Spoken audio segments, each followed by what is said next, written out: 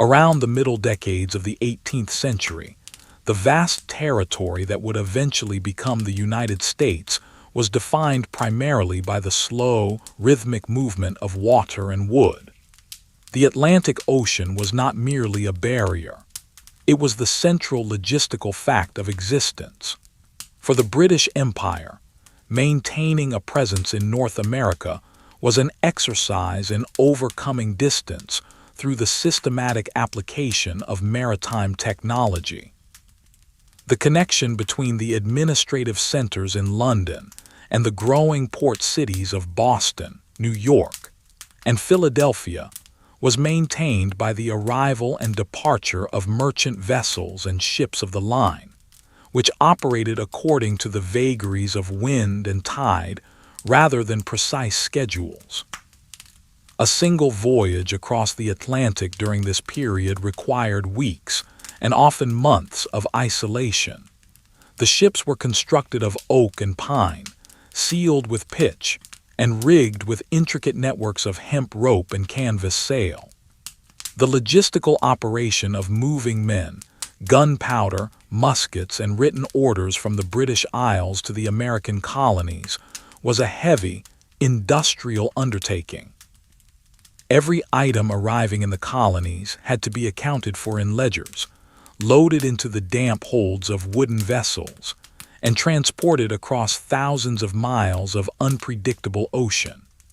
The arrival of a ship was a slow process of unloading, where crates were hoisted by pulley and tackle onto the wooden wharves, counted by customs officials, and distributed into the warehouses that lined the harbors.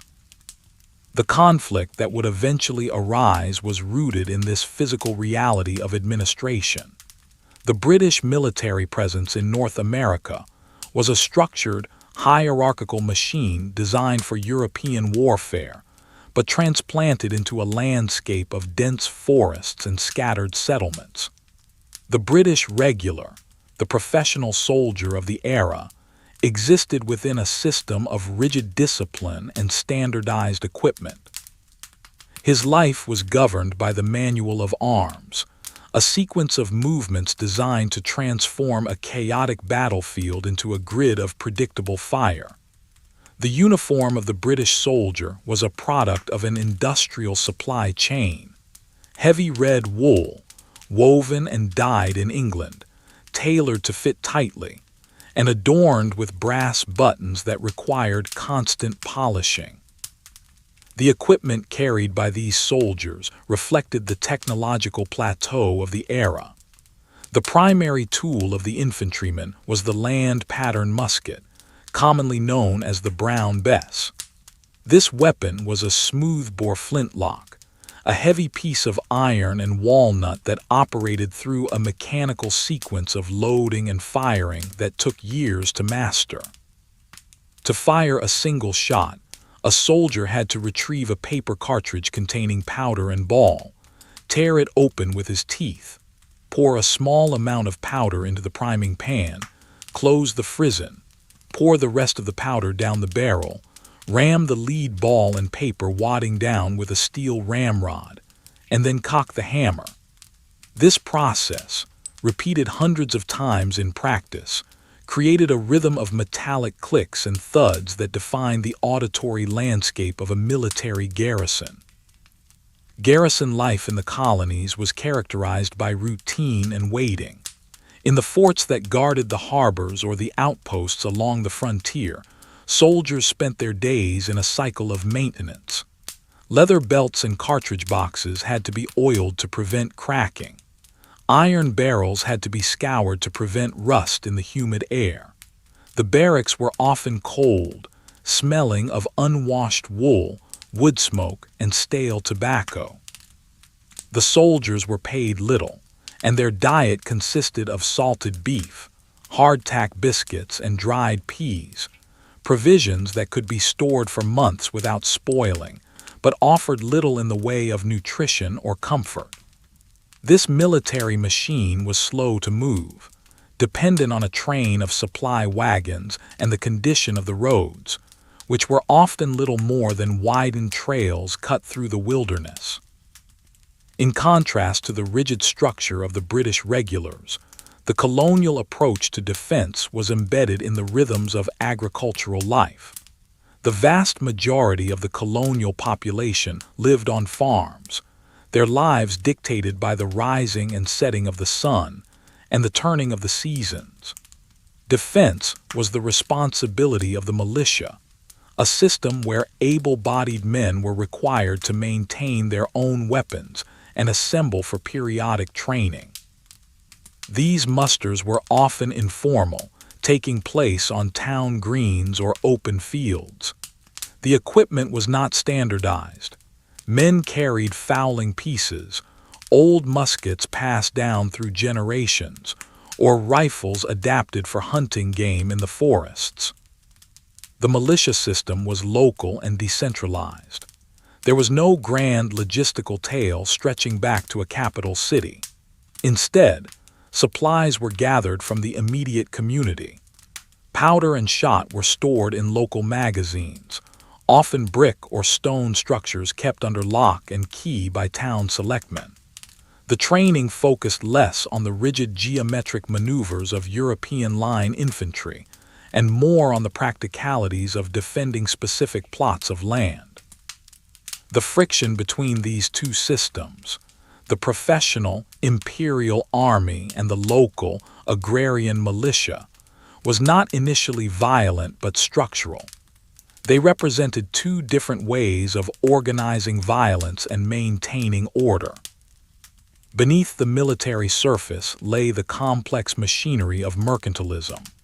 The relationship between the colonies and the mother country was fundamentally economic, governed by a series of laws and regulations intended to ensure that the wealth generated in America flowed back to Britain.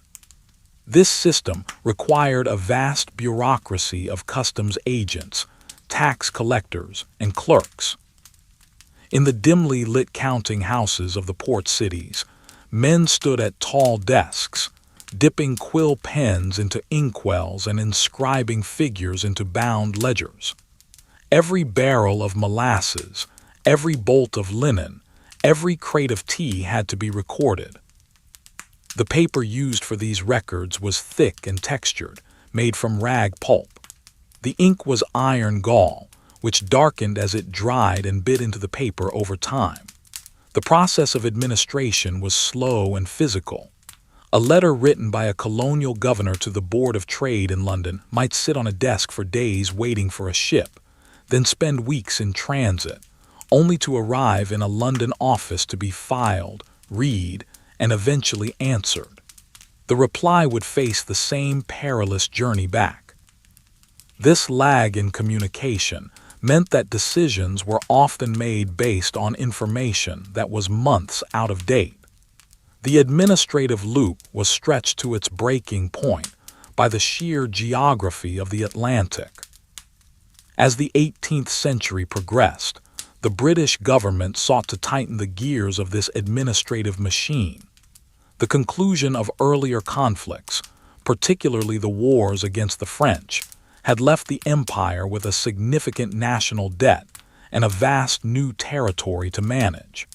To pay for the garrisons stationed in North America, the efficient collection of revenue became a priority. This shift manifested in the physical presence of royal authority. More ships patrolled the coastlines to prevent smuggling. More officials were appointed to audit the books of merchants. The stamp, a physical mark required on legal documents, newspapers, and playing cards, became a symbol of this increased bureaucratic oversight. The infrastructure of the colonies was developing in parallel. Roads, though still primitive by modern standards, were beginning to link the disparate colonies together. Post riders carried mail between Boston, New York, and Charleston, creating a slow but steady network of information. Taverns and public houses became nodes of communication, where newspapers were read aloud and notices were posted on the walls. The layout of a colonial town reflected this emerging order. The church, the meeting house, and the tavern formed a triangle of community life, all centered around the town green where the militia drilled. The logistical challenges of the frontier added another layer of complexity. To the west of the coastal settlements lay the Appalachian Mountains, a formidable natural barrier covered in dense, ancient hardwood forests. Moving men and supplies into this interior required a different kind of logistics. Rivers were the primary arteries of travel. Flat-bottomed boats, poled by men against the current, carried salt, iron tools, and textiles to the isolated settlements.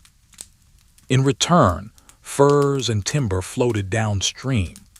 The forts established in these regions were often constructed of heavy timbers, hewn from the surrounding forest and set vertically into the earth to form stockades. These outposts were islands of imperial authority in a sea of wilderness, dependent on tenuous supply lines that could be easily severed by weather or hostility. The daily life of a settler on the frontier was one of constant labor. Clearing land was a brutal physical process of felling trees, burning stumps, and breaking the soil with iron plows drawn by oxen. The architecture was simple and functional, log cabins with dirt floors and stone chimneys. Tools were precious and often repaired rather than replaced. A broken axe head or a bent plowshare required the skills of a blacksmith, whose forge was a crucial hub of technology in the settlement. The sound of the hammer on the anvil, the hiss of steam, and the smell of coal smoke were the sensory markers of civilization pushing against the wild. In the cities, the atmosphere was different. Cobblestone streets rang with the sound of iron-rimmed carriage wheels. The air was thick with the smell of coal fires and the sea. Artisans, silversmiths, coopers, printers, and shoemakers worked in small shops, adhering to the apprentice system that had been brought over from Europe. A master craftsman would teach his trade to young apprentices over the course of 7 years, preserving the continuity of technical knowledge. The production of goods was slow and handmade. A pair of shoes was stitched by awl and thread. A silver teapot was raised from a flat sheet of metal by thousands of hammer blows. This world of manual production and slow logistics created a specific perception of time. Events unfolded at the speed of a walking horse or a sailing ship. News of a change in tax policy or a parliamentary debate spread like a slow tide, moving from the ports to the interior, discussed and dissected in every tavern along the post road. The reaction to these events was equally slow to organize. Committees of correspondence were formed, requiring men to write letters, seal them with wax, and entrust them to writers. A coordinated response between colonies could take months to arrange. The inevitability of conflict was not driven by sudden passion, but by the gradual grinding of these tectonic plates. The rigid, distant, and detritus imperial bureaucracy against the growing, localized, and self-sufficient colonial society. The British Army, with its red coats and standardized muskets, was the physical embodiment of the former. It required quarters, fuel, and provisions, which had to be supplied by the local population. This requirement for quartering troops in public houses and unoccupied buildings brought the military system directly into contact with the daily lives of the colonists. The soldier standing guard at a customs house or patrolling a wharf was a constant visual reminder of the external authority that sought to regulate the flow of commerce. Navigation acts and trade regulations dictated where colonial ships could sail and what goods they could carry. A merchant in Boston could not simply trade with a merchant in the French Caribbean. The goods had to theoretically pass through British ports or be carried on British ships. This system of controlled flow was enforced by the Royal Navy. The sight of a frigate anchored in the harbor, its gunports open, and its masts towering over the merchant sloops, was a display of the kinetic power backing the paper laws. The officers of the Navy were tasked with boarding vessels, checking manifests, and seizing contraband. This created a persistent friction at the water's edge, where the economic livelihood of the port collided with the regulatory demands of the empire. As the years passed, the accumulation of these small frictions began to create a systemic strain. The colonists, accustomed to a degree of autonomy born of neglect and distance, found the tightening grip of administration to be a disruption of their established routines. The British government, viewing the colonies as a subordinate part of a global system, saw resistance as a failure of order that required correction. The logic of the empire dictated that the colonies must contribute to their own defense and the cost of administration. The logic of the colonies dictated that their own assemblies, which handled local taxation and governance, were the only legitimate source of authority. These opposing views were not abstract debates. They were encoded in the very way society was organized. The stamp on a piece of paper was not just a tax. It was a claim of ownership over the legal and commercial transactions of daily life. The presence of a standing army in peacetime was not just a security measure. It was a disruption of the traditional reliance on the militia. The tension was built into the architecture of the custom house, the layout of the barracks, and the wording of the statutes. By the early 1770s, the machinery of conflict was largely in place. The gunpowder was stored in the magazines. The muskets were oiled and racked. The ships were at sea. The correspondence between the colonies had created a network of shared grievance. The British garrisons were entrenched, their supply lines stretching back across the Atlantic. The stage was set not by a single dramatic event, but by decades of divergent development. The two systems, one imperial and centralized, the other colonial and local, had expanded to the point where they could no longer occupy the same space without friction. The waiting was nearly over, but the pace of events remained dictated by the physical realities of the 18th century. The time it took to march a regiment, the time it took to load a musket, and the time it took for a ship to cross the gray, heaving expanse of the ocean. The focus of the British command began to narrow on specific centers of resistance. Intelligence gathering became a crucial part of the military routine. Officers dressed in civilian clothes would ride out into the countryside to map roads, note the location of bridges, and estimate the strength of the local militia. They observed the terrain not as scenery, but as tactical ground, stone walls that could provide cover, hills that offered lines of sight, and narrow passes that could become choke points. These reports were written out in duplicate and sent up the chain of command, adding to the mountain of paperwork that informed British strategy. On the other side, the colonists began to stockpile essential war materials. Lead was stripped from windows and roofs to be cast into musket balls. Saltpeter and sulfur were collected to manufacture gunpowder, a dangerous and delicate chemical process. In barns and cellars, men drilled with their weapons, practicing the motions of loading and firing until they could perform them in the dark. The sound of the drum and the fife became more common on the village greens, signaling a shift from peaceful agriculture to a state of readiness. The blacksmiths turned their attention from plowshares to repairing lock mechanisms and forging bayonets. The atmosphere in the colonies was one of suspended animation, a pause before the mechanism of war was fully engaged. The seasons continued to turn. Crops were planted and harvested. Ice formed on the rivers and melted. But beneath the surface of daily life, the logistics of a coming conflict were being assembled. The inevitability lay in the fact that neither side could alter its fundamental nature. The empire could not cease to be an empire without dissolving its own logic of control. The colonies could not accept that control without dismantling the local systems of governance and economy they had built over a century. And so, the ships kept sailing, the orders kept being written, and the muskets were kept clean, waiting for the moment when the friction would produce a spark.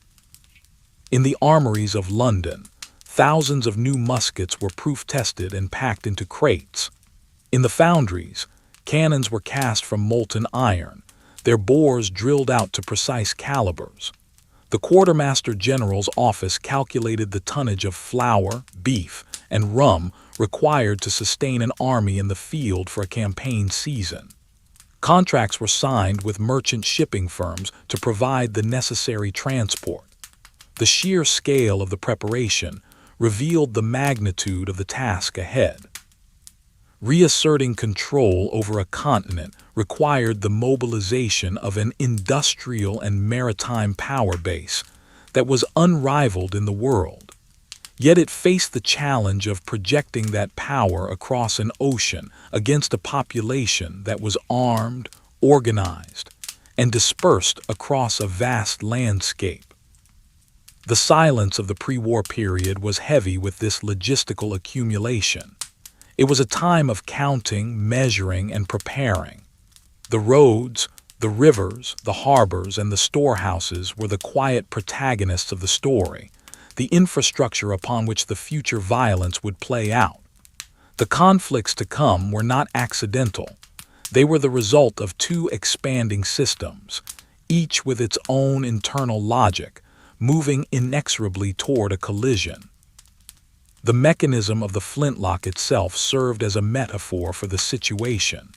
The flint was held explicitly in the jaws of the hammer, the steel frizzen stood ready to be struck, and the powder lay waiting in the pan. All the components were assembled, locked in place by tension, requiring only the pressure of a finger on the trigger to release the stored energy. The entire Atlantic world held its breath, caught in the slow, grinding machinery of history. In the spring of 1775, the abstract friction of governance converted into the kinetic energy of organized violence. The conflict that erupted was not merely a series of battles, but a collision of logistical systems spread across a geographic scale that European commanders found difficult to comprehend. The British military apparatus, designed for the open plains of Flanders or the compact geography of the German states, now faced the challenge of projecting force into a theater that was vast, wooded, and lacking in central infrastructure. The initial phase of the war was defined by the struggle for control over the primary logistical nodes, the port cities and the navigable rivers. Control of a city like Boston or New York was not just a symbolic victory. It was a prerequisite for the survival of the British Army. Without a deep-water port, the lifeline to London, the thousands of tons of salted pork, flour, gunpowder, and fodder required to sustain the regiments would be severed. The British strategy, therefore, became tethered to the coast. Their armies could march inland, but they could rarely sustain themselves far from the salt water, where the Royal Navy's transport ships could offload supplies. Opposing this maritime projection was the newly formed Continental Army. Initially a patchwork collection of local militias, it began a slow, painful process of standardization. The transition from a loose association of farmers and tradesmen into a professional fighting force was an exercise in administrative engineering. The arrival of European military specialists introduced the systematic drilling of troops. On muddy fields, men were taught to march in columns, deploy into lines, and execute the intricate manual of arms with a uniform cadence. This was not about pageantry, but about the geometry of fire. A battalion that could maneuver and fire as a single unit was a machine capable of delivering controlled destruction. The war in the North settled into a rhythm of seasonal campaigning. During the warmer months, armies would maneuver along the river valleys, the Hudson, the Delaware, the St. Lawrence, seeking a positional advantage. The movement of these forces was dictated by the speed of oxen pulling heavy supply wagons. A rainstorm that turned dirt roads into mud could halt an entire offensive for days. Commanders spent as much time calculating bushels of grain and pairs of shoes as they did planning tactical engagements. The quartermaster department became as critical as the infantry line. Winter brought a different kind of struggle. When the temperature dropped and the roads froze or vanished under snow, the armies went into winter quarters. These encampments were temporary cities constructed of log huts, laid out in grid patterns according to military regulations.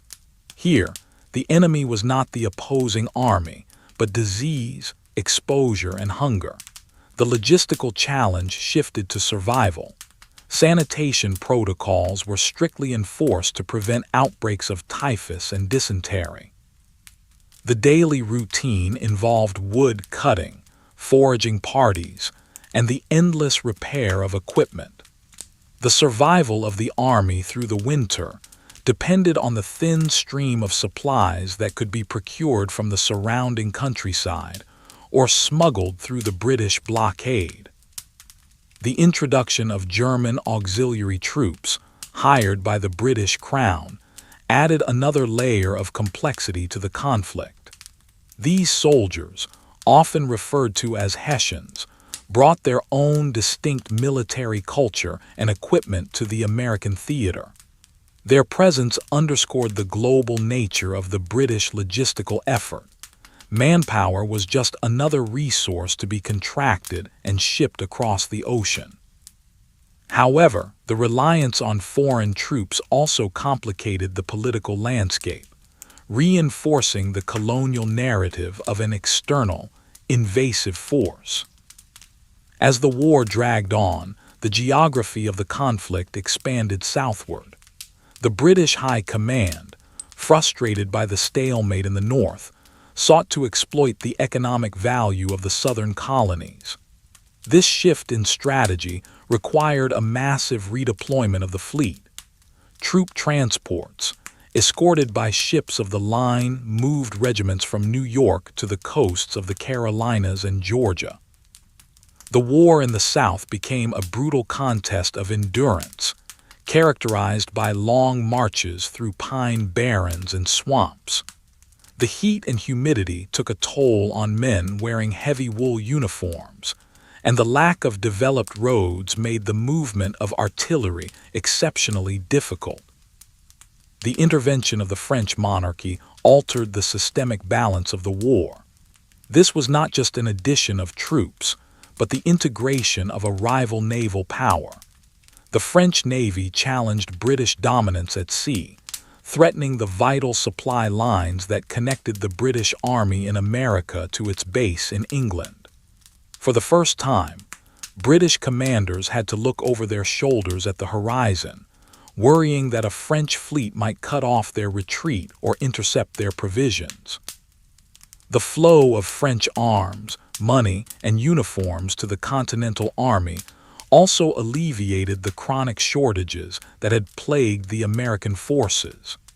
The arrival of French engineers brought technical expertise in siegecraft, allowing the Americans to conduct formal operations against fortified British positions.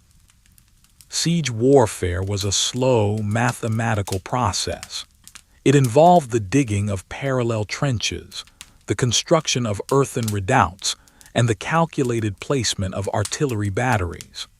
The goal was to slowly strangle the enemy's position, cutting off their access to food and ammunition, while subjecting them to a constant, methodical bombardment. The trajectories of mortar shells were calculated using tables and quadrants. The destruction of defenses was systematic, chipping away at parapets and silencing opposing guns one by one. The culmination of these strategic movements occurred when the logistical constraints finally closed in on the British forces. Trapped against the coast without naval support, unable to forage for food, and surrounded by a combined Franco-American army equipped with heavy siege guns, the British position became untenable. The surrender was a formal, ritualized event, governed by the strict etiquette of 18th century warfare. It marked the failure of the British attempt to project authority across the Atlantic through military force. The cessation of hostilities ushered in a period of transitional silence. The British evacuation was a massive logistical operation in reverse. Thousands of soldiers, loyalists, and former slaves crowded onto ships in the harbors, carrying away the remnants of imperial administration. Archives, ledgers, and symbols of royal authority were packed into crates and removed. The physical infrastructure of the empire, the customs houses, the barracks, the governor's mansions, remained, but they were now hollow shells waiting to be repurposed by a new authority. The Treaty of Paris, signed in 1783, was a document that attempted to impose a new legal order on the chaotic reality of the post-war landscape. It drew lines on maps that had never been accurately surveyed, defining the boundaries of the new United States. To the north, the line ran through the Great Lakes. To the west, it halted at the Mississippi River. To the south, it bordered Spanish Florida. These borders were theoretical constructs, often cutting through indigenous territories and wilderness areas where no white man had ever set foot. The immediate aftermath of the war left the new nation with a dismantled economy and a fragmented political structure. The mechanism of central government was weak, operating under the Articles of Confederation. There was no federal army, only a small collection of state militias. The Continental Navy was largely auctioned off to pay debts. The victorious nation was essentially a collection of sovereign states, each with its own tariffs, currency, and trade policies. The focus turned inward, toward the settlement of debts and the re-establishment of commerce. However, the departure of the British military did not remove the potential for conflict. It merely shifted the vectors. The western frontier remained a zone of high tension. The British, despite the treaty, maintained garrisons in forts along the Great Lakes, citing unpaid debts and the mistreatment of loyalists as justification. These forts acted as magnets for trade and influence with the Native American nations in the region. The indigenous populations, who had not been signatories to the treaty, found themselves facing a new, expansive power that viewed their land as a resource for liquidation and settlement.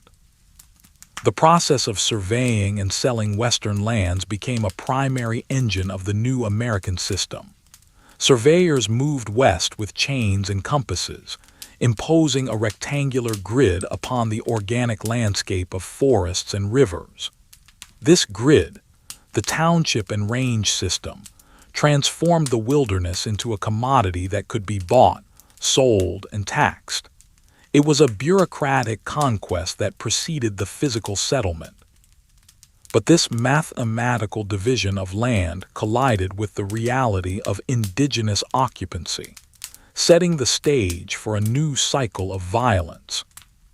Simultaneously, the Atlantic trade routes reopened, but without the protection of the Royal Navy. American merchant vessels, no longer flying the Union Jack, were now vulnerable to new threats. In the Mediterranean, the Barbary states operated a system of state-sponsored piracy, demanding tribute from any nation that wished to trade in their waters. The United States, lacking a navy and the funds to pay tribute, found its commerce paralyzed in this vital region.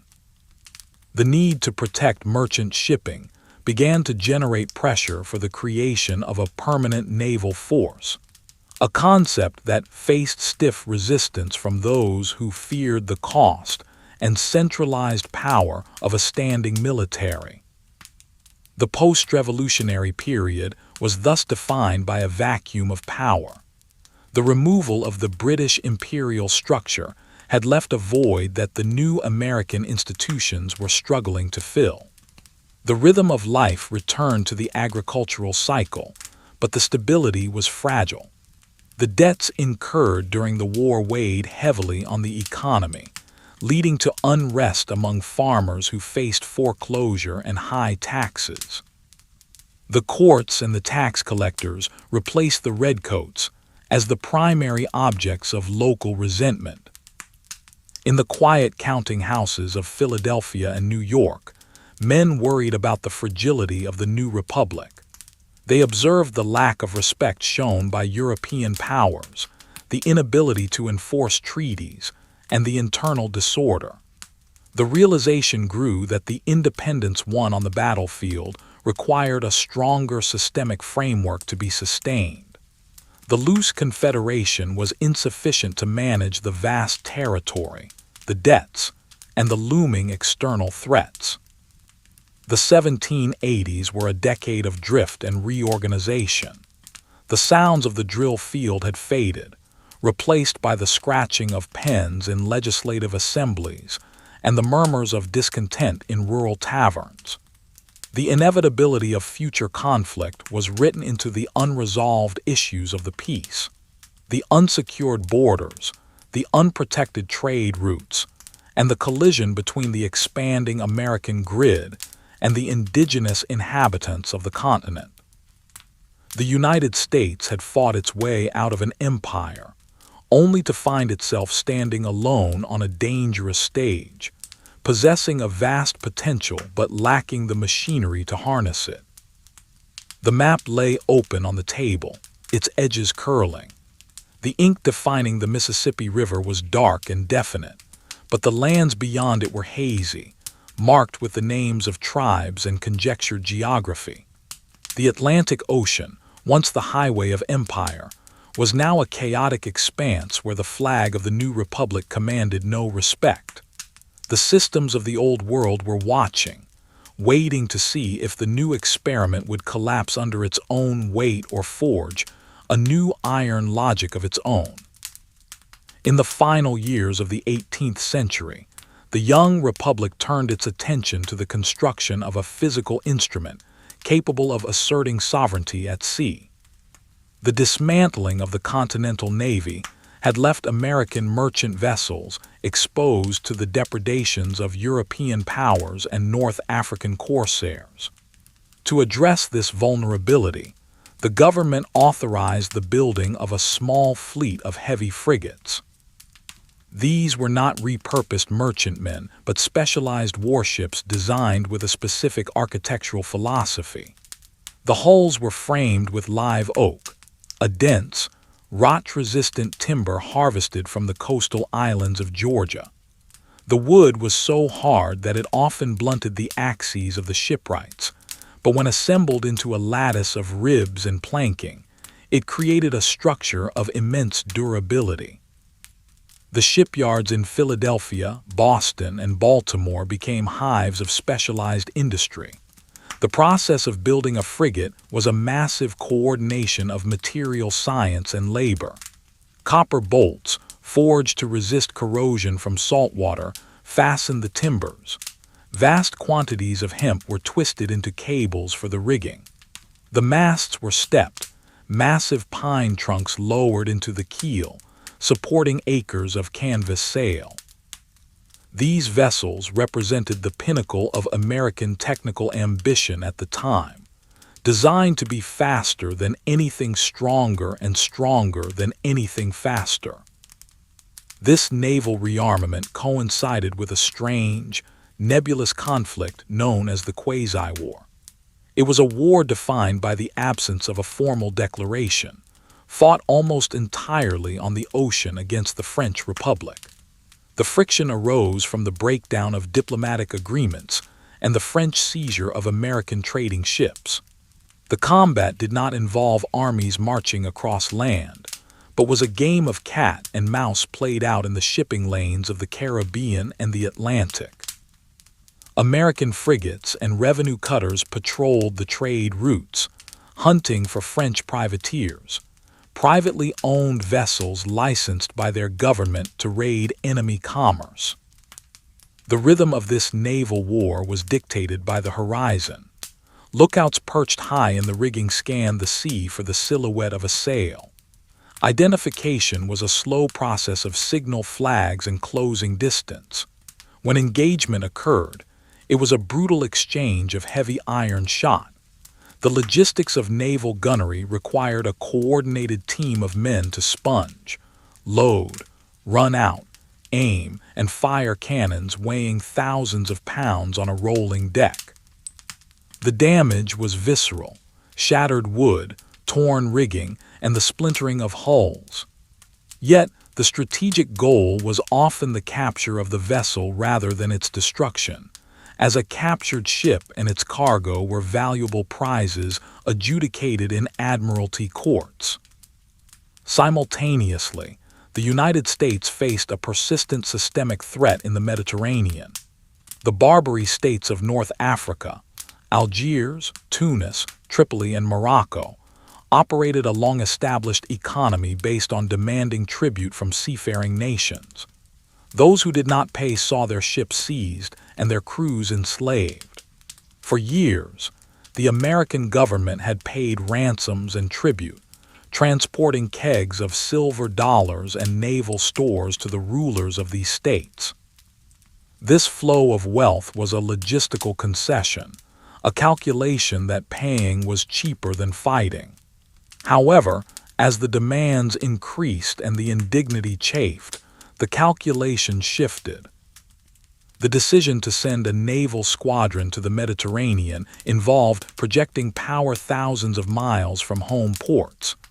This required the establishment of forward bases and supply depots in friendly European ports like Gibraltar/Syracuse. The ships had to carry provisions for months: salted beef, hardtack, dried beans, and spirits. Water was stored in wooden casks that often grew foul with algae. The discipline on board these long voyages was rigid, enforced by the lash and the articles of war. The conflict with Tripoli involved blockades, a slow and tedious operation of patrolling a coastline to prevent goods from entering or leaving. It was a war of attrition, punctuated by daring raids and the bombardment of fortifications. While the Navy cut its teeth in distant waters, a different kind of systematic violence was unfolding in the Northwest Territory, the region north of the Ohio River. Here, the collision was between the expanding American survey grid and the indigenous confederacies. The United States government viewed this land as public domain, to be sold to pay off the national debt. The indigenous nations viewed it as their ancestral home, a landscape not of property lines, but of hunting grounds and sacred spaces. To enforce its claim, the federal government reorganized its military presence. The Legion of the United States was formed, a combined arms force that integrated infantry, cavalry, riflemen, and artillery into sublegions. This was a departure from the ad hoc militia system. The Legion trained methodically in specialized camps, practicing the specific tactics required for forest warfare. They learned to form defensive squares to repel attacks and to maneuver through dense timber without losing cohesion. The logistics of the frontier campaign were grueling. A chain of forts was constructed, stretching north from the Ohio River deep into the wilderness. These were not just defensive positions but supply depots. Pack-horse trains and ox wagons moved constantly between them, carrying flour, lead, and whiskey. The roads were often corduroy, logs laid side by side across mud and swamps, making travel a bone-jarring experience. The forts were clearings in the canopy, geometric assertions of order where the bugle called the hours, and the sentries walked their beats. The culmination of this frontier campaign was not a single battle, but the systematic destruction of the indigenous agricultural base. The Legion moved through the villages, burning crops of corn and beans that had been carefully cultivated for the winter. This economic warfare forced the indigenous tribes to rely on British supplies, which were dispensed from the lingering British forts in the region. The eventual treaty signed at a frontier outpost forced the cession of vast tracts of land, opening the floodgates for settlement. The settlers who followed the soldiers brought a new logistical system to the land. They arrived on flatboats floating down the Ohio, carrying their livestock, tools, and families. They did not just inhabit the land, they transformed it. Trees were girdled to die and let in sunlight. Fences were split from rails to define ownership. The gristmill appeared on the streams, using water power to grind grain into flour, turning subsistence farming into a market economy. The landscape began to change from a continuous forest to a patchwork of fields and towns. However, the shadow of the British Empire still loomed over the American project. In Europe, the Napoleonic Wars had engulfed the continent in a titanic struggle between Britain and France. The United States, attempting to remain neutral and trade with both sides, found itself caught in the middle of a global economic blockade. Britain, fighting for its survival, issued orders in council that restricted neutral trade with France. France responded with decrees of its own. American ships were seized by the hundreds, their cargoes confiscated. More visceral than the loss of cargo was the British practice of impressment. The Royal Navy, essentially a floating city of tens of thousands of men, had a voracious appetite for sailors. Desertion was common due to the harsh conditions, and the British claimed the right to stop American ships and remove any sailor suspected of being a British subject. This process was arbitrary and bureaucratic.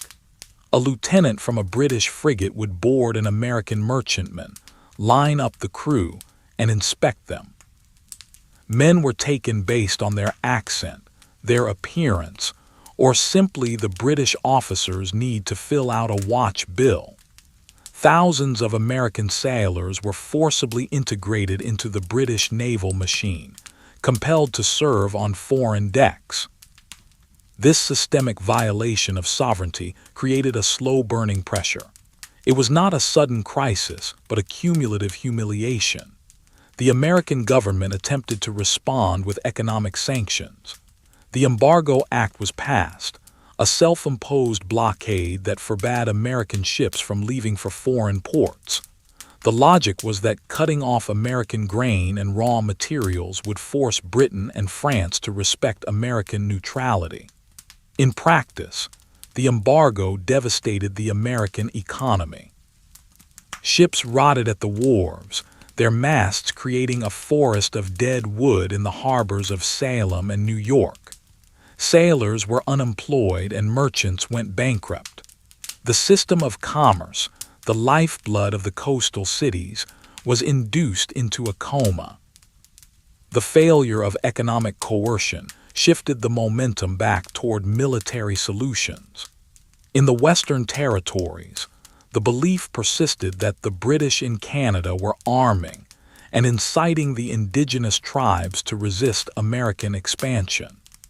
The rise of a charismatic indigenous leader who sought to unite the tribes into a single confederacy was seen by Western settlers as a British plot.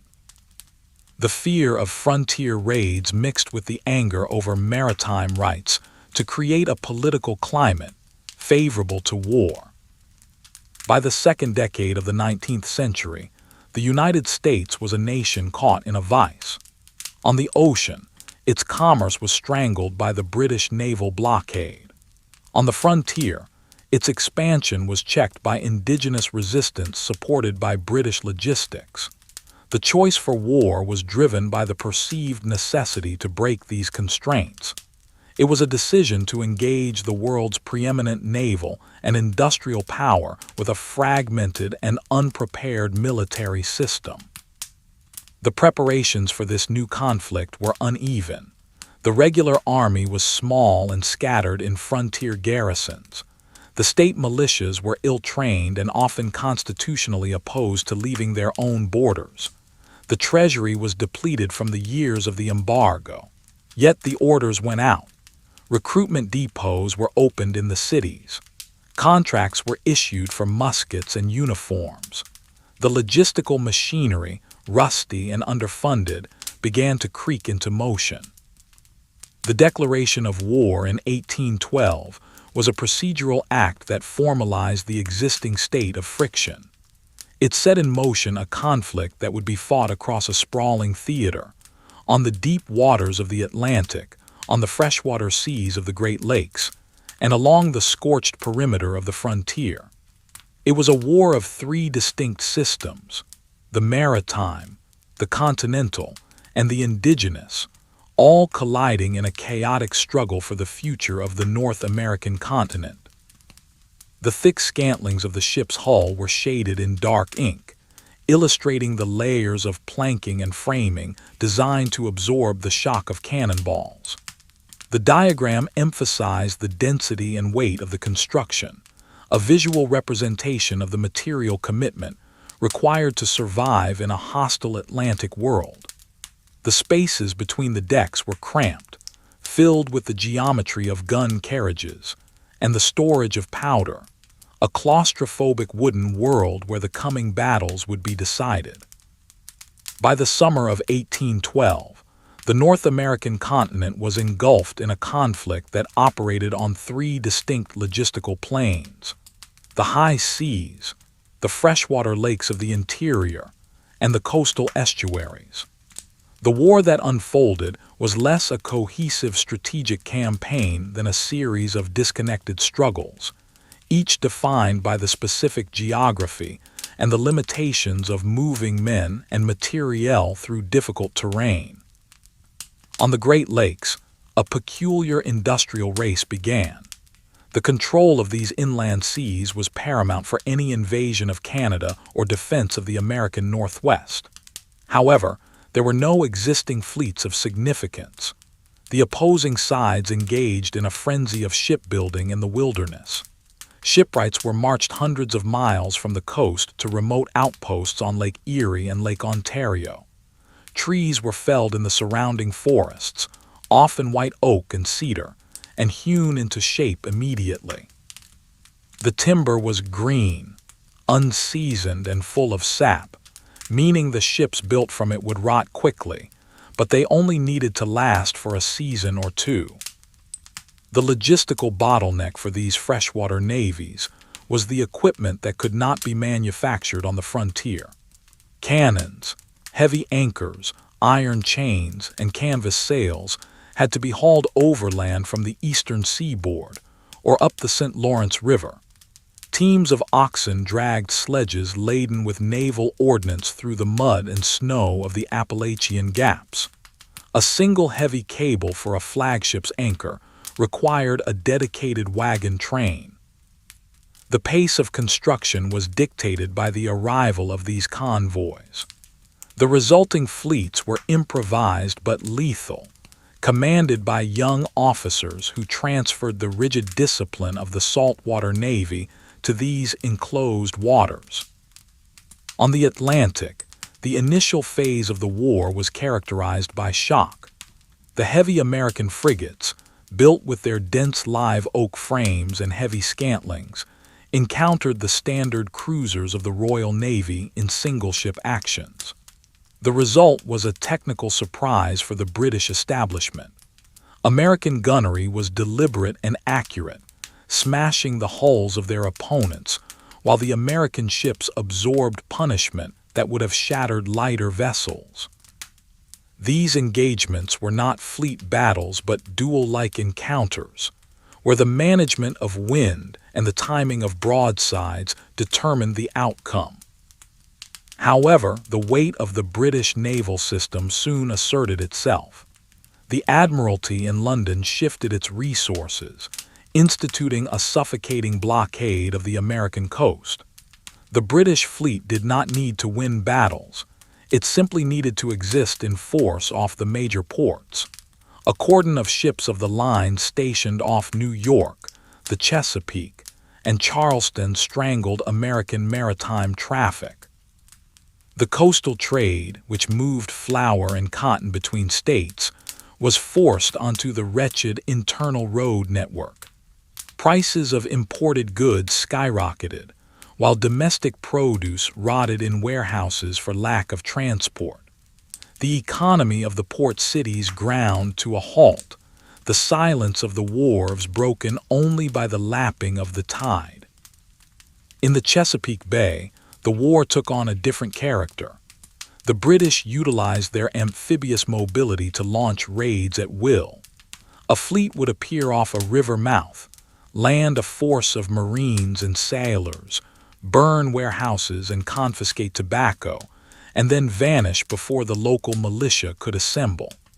This campaign of harassment culminated in the thrust toward the new federal capital, Washington City.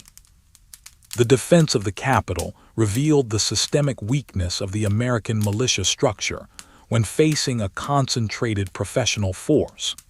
At the Battle of Bladensburg, the hastily assembled American lines disintegrated in the face of British regulars firing Congreve rockets, erratic but terrifying projectiles that screeched through the air. The path to the city was open. The British occupation was not a chaotic sack, but a disciplined military operation. Squads of soldiers were detailed to destroy specific public buildings. The White House, the Capitol, and the Treasury were set alight, not out of rage but as a calculated act of strategic destruction. The stone walls were scorched and the interiors gutted, leaving the government with no physical seat. Yet the British attempt to seize Baltimore was thwarted by the static defenses of Fort McHenry. Here, the engineering of the fortification proved superior to the naval bombardment. The British fleet poured mortar shells and rockets into the fort for 25 hours, but the earthworks and masonry held. The inability of the Navy to subdue the batteries meant the land force could not advance, and the invasion withdrew. It was a victory of geometry and ballistics, the angle of the earthworks deflecting the iron rain. To the south, the final act of the war coalesced around the strategic port of New Orleans. The British dispatched a massive expeditionary force, veterans of the Napoleonic campaigns, to seize control of the Mississippi River. The defense was organized by a patchwork force that defied standard military categorization: regular infantry, Tennessee frontiersmen, free men of color, Choctaw warriors, and local pirates. The preparations for the Battle of New Orleans were an exercise in engineering and labor. A defensive line was constructed along a canal, utilizing the swampy terrain to anchor the flanks. The ramparts were built from mud and cotton bales, dense, fibrous obstacles that absorbed musket balls and artillery fire. The British approach was strictly formal. They advanced across an open field in close-order columns, relying on the shock of the bayonet and the discipline of the line. The collision was catastrophic for the attackers. The American line, firing from behind the protection of the cotton bales, delivered a continuous, withering volume of fire. The British columns, entangled in the mud and facing a wall of lead, were mown down in rows. The precision of the American artillery and the riflemen created a zone of death that the rigid tactics of the era could not overcome. The British Army, the finest in Europe, was dismantled by a combination of difficult terrain and entrenched, irregular firepower. Ironically, this slaughter occurred after the peace treaty had already been signed in Europe. The Treaty of Ghent was a document of status quo. It settled none of the original grievances. It mentioned nothing of impressment or neutral trade rights. It simply agreed to stop the fighting and return all conquered territory. The lag in communication, the weeks required for a ship to carry the parchment across the Atlantic, meant that the war continued in the violent physical reality long after it had ended in the legal abstract. The end of the conflict in 1815 marked a profound psychological and systemic pivot for the United States. The obsession with European affairs, which had dominated the first decades of the Republic, began to fade. The Atlantic Ocean was no longer the primary focus. The gaze of the nation turned westward. The war had broken the power of the indigenous confederacies in the Northwest and the South, removing the military barriers to expansion. The British withdrawal from their frontier posts was final this time. The post-war period ushered in an era of good feelings, a label that masked the underlying structural changes. The blockade had forced the United States to develop its own manufacturing base. Cut off from British textiles, mills began to spring up along the fast-flowing rivers of New England. These factories, powered by water wheels and utilizing the new technology of the power loom, represented the beginning of an industrial shift. The economy was moving from a purely agrarian and maritime model to a mixed system of agriculture and industry. To facilitate this internal growth, the government embarked on ambitious infrastructure projects. The inadequacy of the road network during the war had been a painful lesson. The movement of troops and supplies had been agonizingly slow and expensive. In response, plans were drawn up for a national road, a paved highway that would pierce the Appalachian Barrier and link the Potomac to the Ohio River. It was a project of crushed stone and graded earth, a permanent artery for commerce and migration. Even more transformative was the beginning of the Canal Age. The Erie Canal, a massive engineering undertaking, sought to link the Great Lakes to the Hudson River. It was dug largely by hand, a ditch 40 feet wide and 4 feet deep, cutting through swamps and rock. When completed, it would reduce the cost of shipping a ton of grain from Buffalo to New York City by over 90%. This was a logistical revolution. It reoriented the trade of the interior away from the Mississippi River and toward the eastern seaboard, cementing the economic dominance of New York. The military establishment also underwent a reform. The war had exposed the unreliability of the militia system and the need for a professional officer corps. The United States Military Academy at West Point, founded just prior to the war, was revitalized. It became the premier engineering school in the nation, producing officers who were trained in mathematics, topography, and the construction of fortifications. These men would not only lead the army, but would also survey the routes for the railroads and map the unknown territories of the West. A system of coastal fortifications was authorized to prevent a recurrence of the burning of Washington. Massive brick pentagons, armed with heavy seacoast guns, began to rise at every major harbor from Maine to Louisiana. These third system forts were masterpieces of masonry, designed to withstand the heaviest naval bombardment. They were silent sentinels, representing a federal commitment to a permanent, static defense. As the nation looked west, the issue of slavery began to intrude on the political geography. The admission of new states carved from the Louisiana Purchase raised the question of balance between free and slave labor systems. The Missouri Compromise of 1820 was a legislative attempt to draw a line across the map, a geometric solution to a deep moral and economic fissure. It extended the 36 degrees 30 parallel as the boundary for the expansion of slavery, a cartographic fix that temporarily preserved the political equilibrium. The daily life of the average American was becoming more mobile. The steamboat had arrived on the western rivers. These shallow draft vessels, with their tall smokestacks and churning paddle wheels, could travel upstream against the current. They transformed the Mississippi, Ohio, and Missouri rivers into two-way highways. Goods could now flow upriver as easily as down, accelerating the settlement of the interior.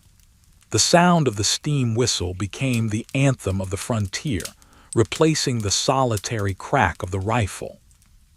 The United States was no longer a fragile experiment clinging to the Atlantic coast. It was developing the internal systems, canals, roads, steamboats, manufacturing, and a professionalized military necessary to control a continent. The conflicts of the future would not be against European empires, but against the land itself, the remaining indigenous nations, and ultimately the internal contradictions of its own expanding systems. The illustration showed the simple iron tripod and the long guide stick of the rocket, a weapon that bridged the gap between artillery and fireworks.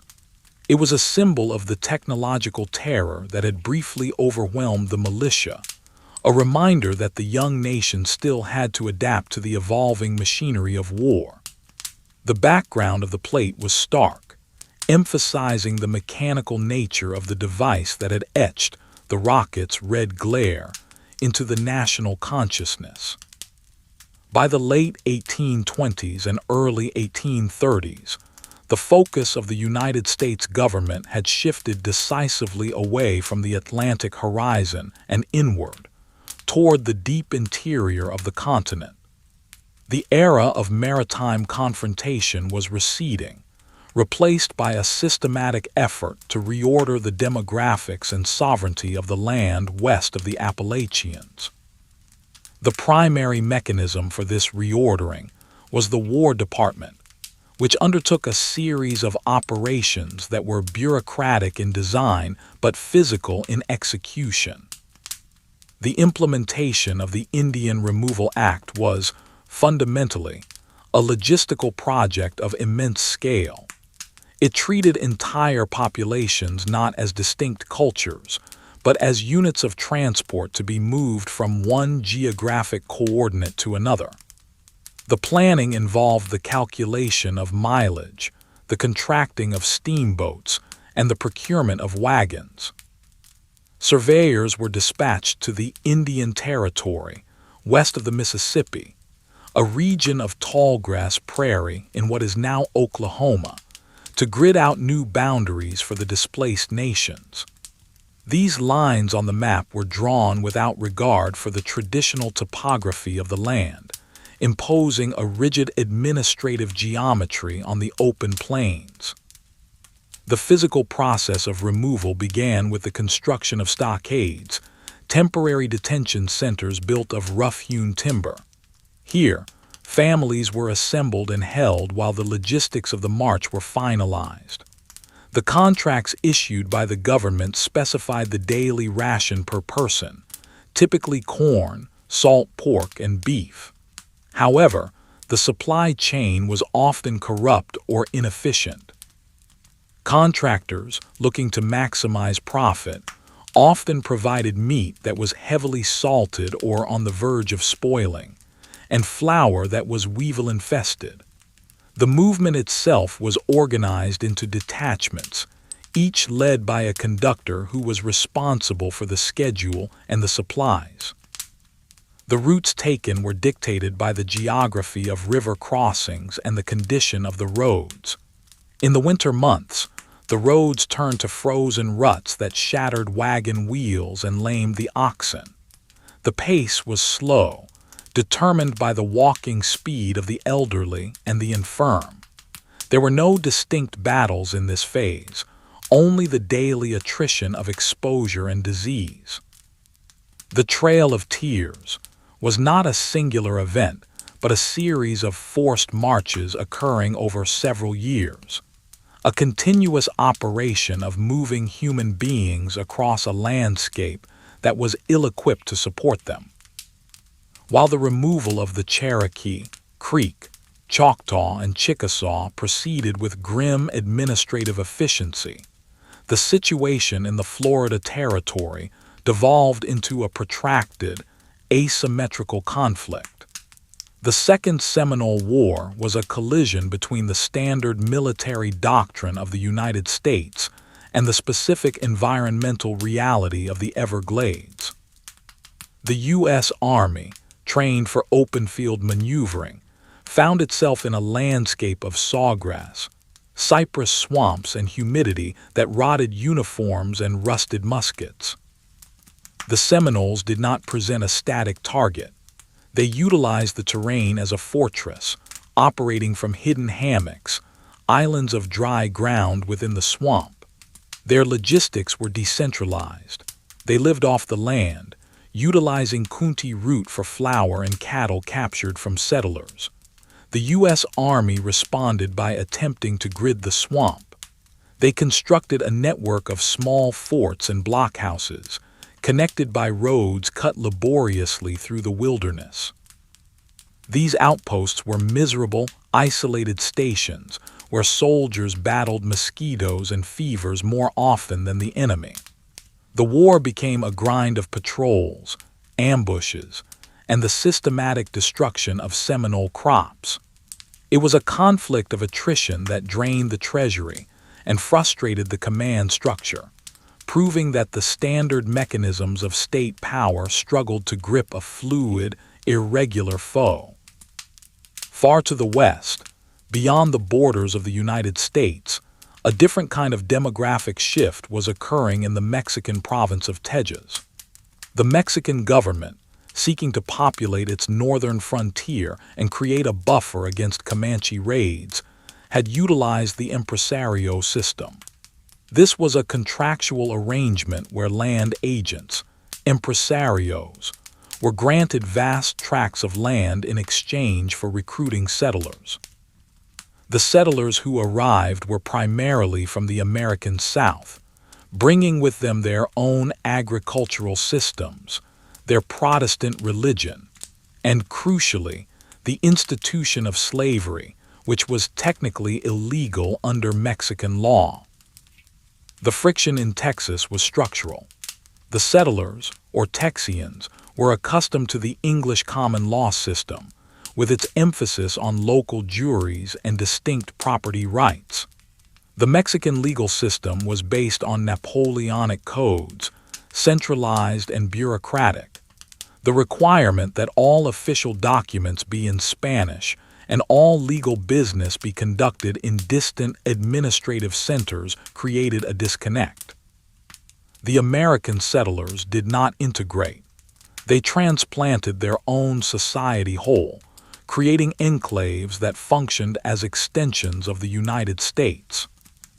The conflict that erupted in 1835 was precipitated by the Mexican government's attempt to centralize power and enforce customs duties.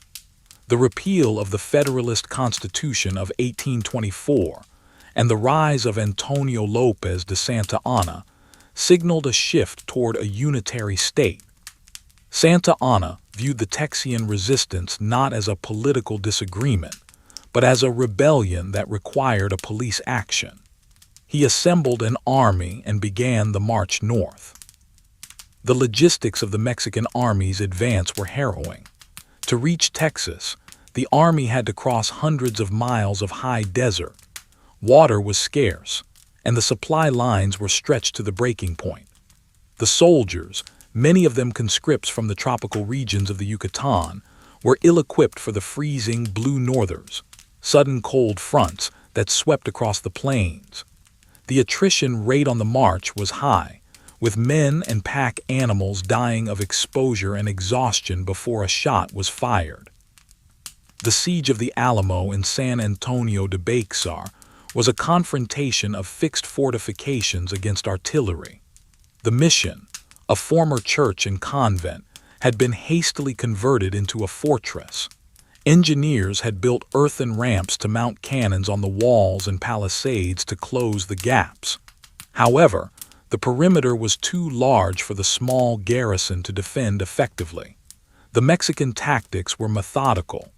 They established batteries and began a bombardment to breach the walls. The final assault was a kinetic overwhelm, a pre-dawn attack that utilized superior numbers to swarm the defenses. It was a brutal, close-quarters clearing operation, fought with bayonets and clubbed muskets. However, the strategic decision was decided weeks later at San Jacinto. The Texian army, led by Sam Houston, had spent weeks in retreat. This runaway scrape was a tactical withdrawal designed to stretch the Mexican supply lines and find favorable ground. The battle itself was an anomaly of timing. The Mexican army, confident in its position, had stood down for an afternoon siesta. The Texian assault was sudden and linear, a single wave of infantry advancing through the tall grass.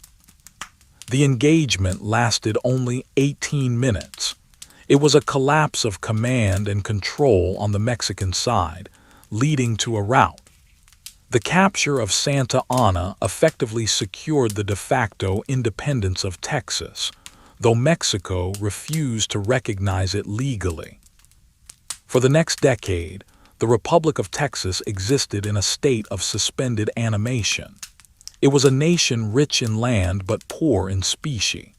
The government operated on a shoestring, paying its debts with promissory notes that rapidly depreciated.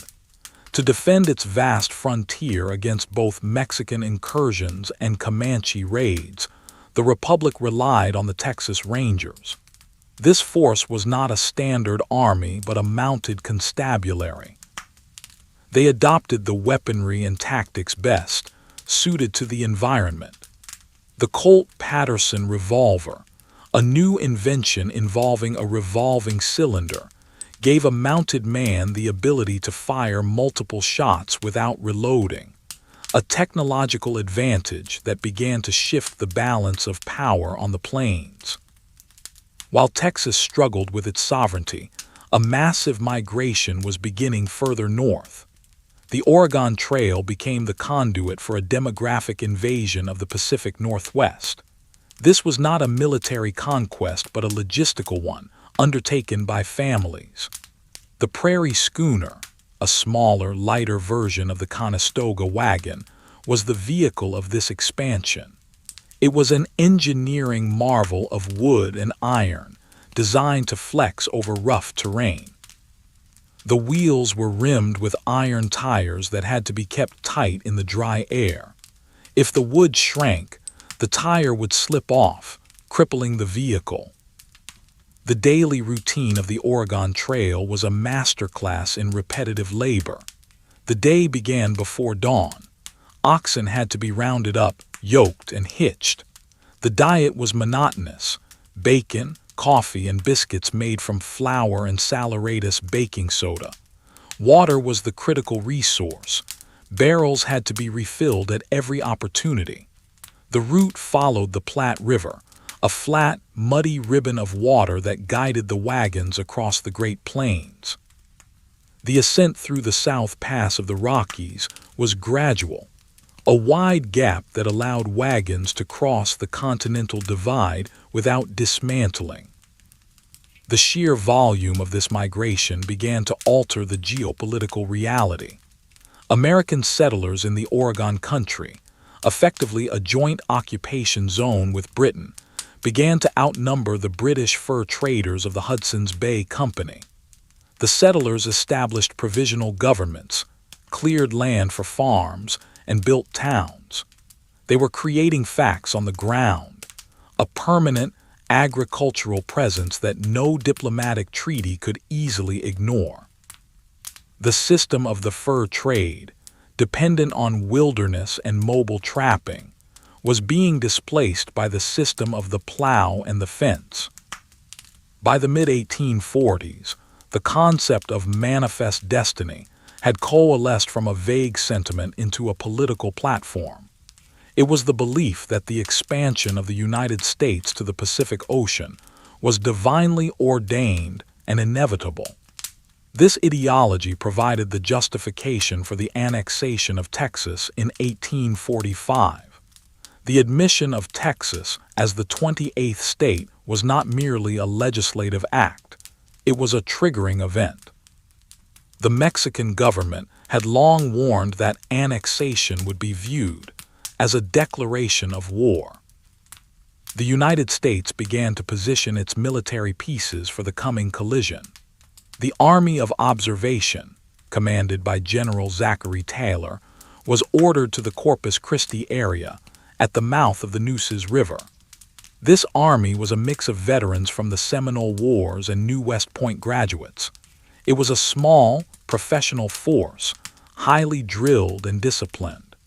The logistics of sustaining this force on the Texas coast involved a supply chain by sea from New Orleans. Steamers offloaded barrels of pork, sacks of beans, and boxes of ammunition onto the beaches. The friction point was the territory between the Nueces River and the Rio Grande. Mexico claimed the Nueces as the border. The United States, inheriting the Texian claim, insisted on the Rio Grande. This strip of land, a semi-arid region of mesquite brush and cactus, became the stage for the initial spark. In early 1846, Taylor was ordered to advance to the Rio Grande. The movement of the army was a provocative act of presence.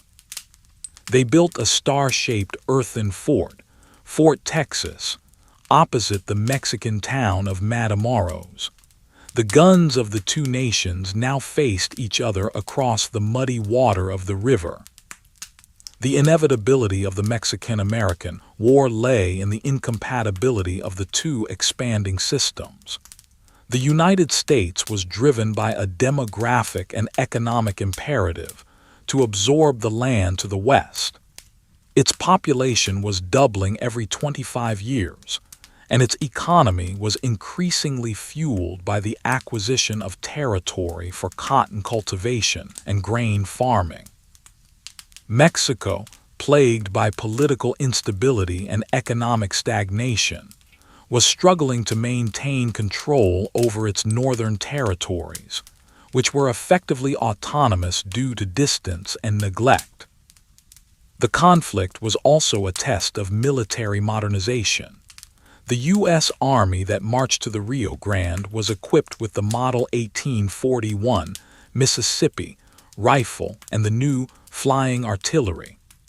These artillery units, developed by Major Samuel Ringgold, featured light, bronze cannons mounted on carriages that could move as fast as cavalry.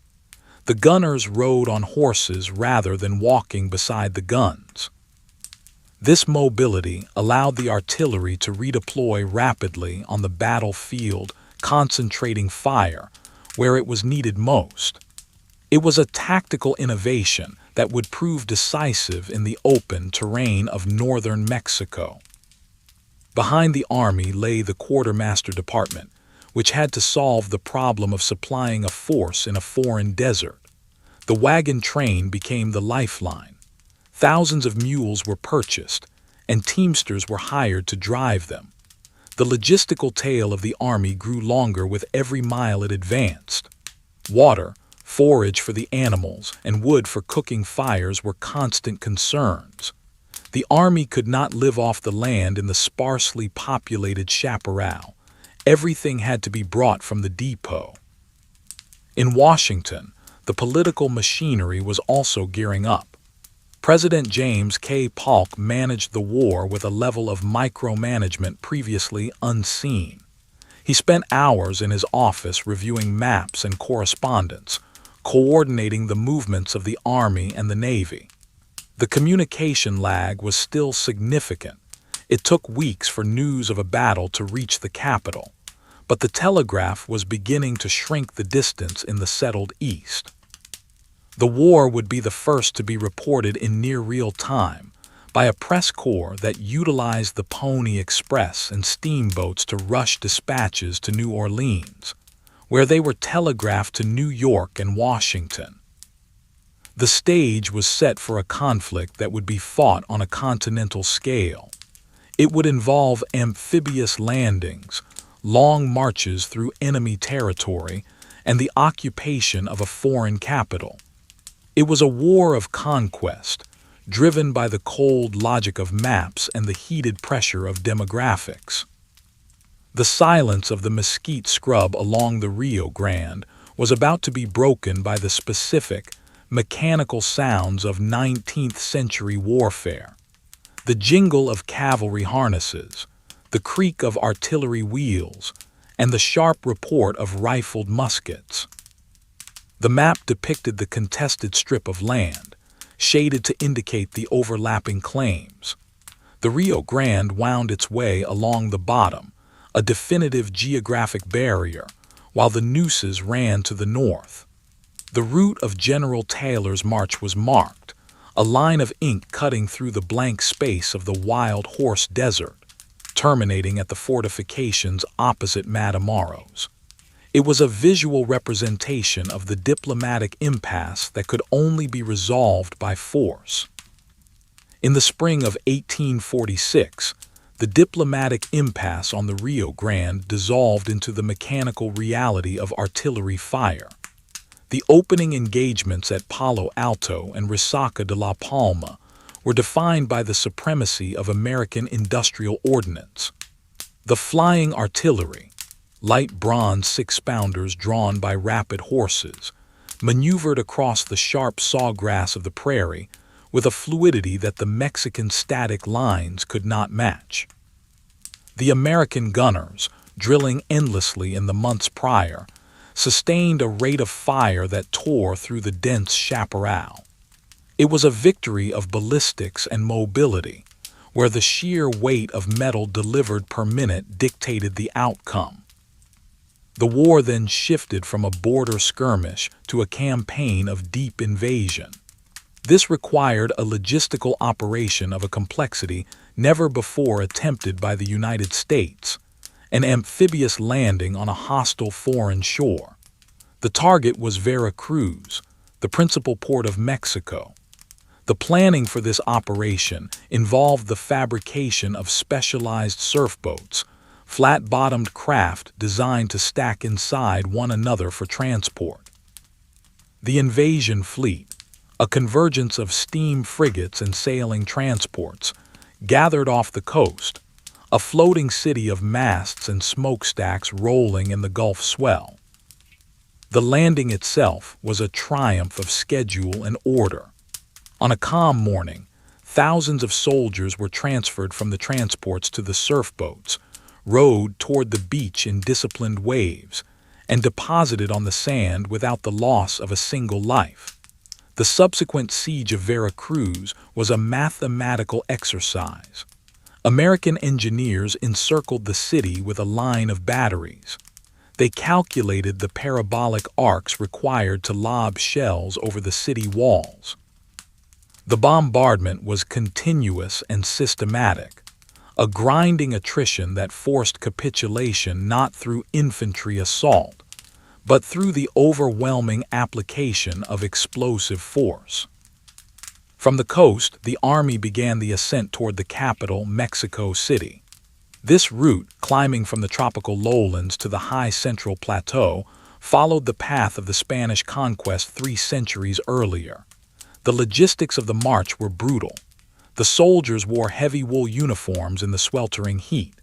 Diseases, yellow fever and dysentery, were more lethal than Mexican muskets.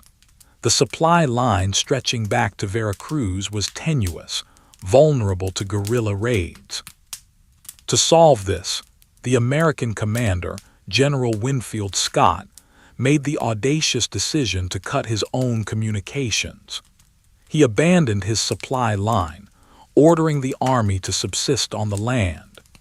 The wagons were consolidated, and the army moved as a self-contained projectile, foraging for corn and beef in the rich haciendas of the interior.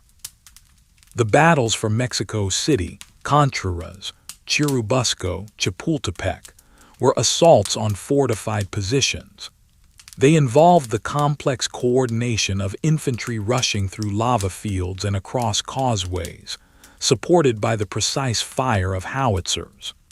The storming of the Chapultepec castle required the use of scaling ladders, heavy, unwieldy wooden tools that had to be carried under fire and raised against stone walls.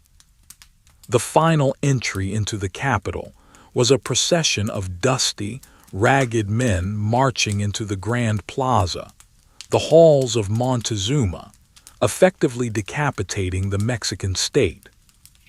The Treaty of Guadalupe Hidalgo, signed in 1848, was the bureaucratic capstone to this violence.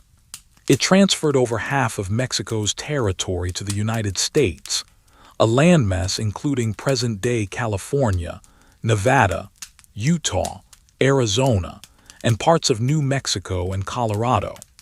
The surveyors returned to the field, dragging their chains across deserts and mountains to demarcate the new international boundary. This line was not just a border, it was the enclosure of a continent-spanning resource base. Almost precisely coinciding with the signing of the treaty, a discovery in the Sierra Nevada foothills fundamentally altered the demographics and economics of the new territory. The discovery of gold at Sutter's Mill was a geological event that triggered a global logistical spasm. The California gold rush was a mass migration of unprecedented speed. The news traveled by ship to the East Coast, then by telegraph and newspaper, igniting a frenzy. The journey to California was a test of three distinct transit systems. The first was the overland route, a 4-month trek across the plains in the Great Basin, where the trail became lined with the debris of discarded furniture, broken wagons, and shallow graves. The second was the sea route around Cape Horn, a voyage of 13,000 miles that took 5 to 8 months, subjecting passengers to the boredom of the doldrums and the terrors of Antarctic gales. The third was the shortcut across the Isthmus of Panama, a chaotic interlude where travelers disembarked, canoed up tropical rivers, and rode mules through the jungle to the Pacific side, hoping to catch a steamer north. San Francisco exploded from a small village into an instant metropolis. The harbor became a graveyard of ships. Crews deserted en masse to run for the gold fields, leaving hundreds of vessels to rot at anchor or be dragged ashore and converted into buildings. The city was built of wood and canvas, burning down and being rebuilt with frantic regularity. It was a place of hyperinflation, where an egg could cost $1 and a shovel 50. The economy was based on gold dust, weighed out on scales in every saloon and store. The extraction of gold evolved rapidly from an individual artisanal pursuit to an industrial process. Initially, men worked with pans and rockers, washing gravel in the riverbeds. As the surface deposits were exhausted, the technology scaled up. Long toms and sluice boxes, wooden channels hundreds of feet long, required teams of men to operate. Rivers were diverted into flumes to expose the gold-bearing bedrock. Finally, hydraulic mining was introduced. This violent technology utilized high-pressure water cannons, or monitors, to blast away entire hillsides. The sediment was washed through massive sluices, capturing the gold but burying the valleys below in millions of tons of debris. It was the industrialization of erosion.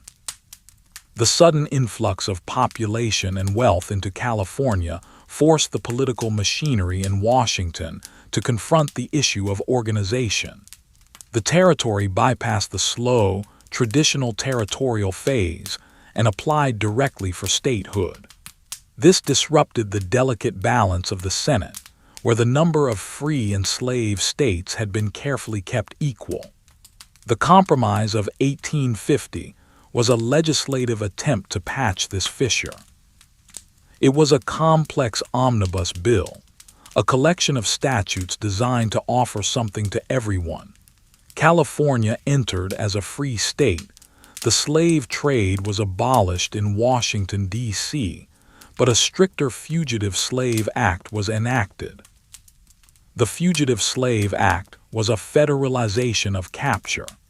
It created a system of commissioners who were paid more to return a suspect to slavery than to free them. It compelled citizens of free states to assist in the capture of runaways, effectively extending the legal reach of the slave system into the North. This law brought the reality of the conflict into the streets of Boston and Philadelphia. The sight of federal marshals dragging men and women in chains to waiting ships radicalized populations that had previously been indifferent. It transformed the abstract debate into a tangible, visible violation of local sovereignty. During the 1850s, the technological integration of the North accelerated. The railroad network expanded dramatically, linking the Midwest to the eastern seaboard. These were not just tracks, they were corridors of commerce that reoriented the trade of the interior away from the Mississippi River and toward the Atlantic ports. The telegraph lines followed the tracks, creating a nervous system for the economy. Information that once took weeks to travel now moved at the speed of electricity. The steam-powered rotary printing press allowed newspapers to be printed by the thousands per hour, creating a mass media environment where political arguments could be distributed instantly. In the South, the system remained agrarian and static. The cotton economy was booming, fueled by global demand, but it was a growth based on the expansion of land and labor, not technological intensification. Capital was invested in human beings rather than machinery.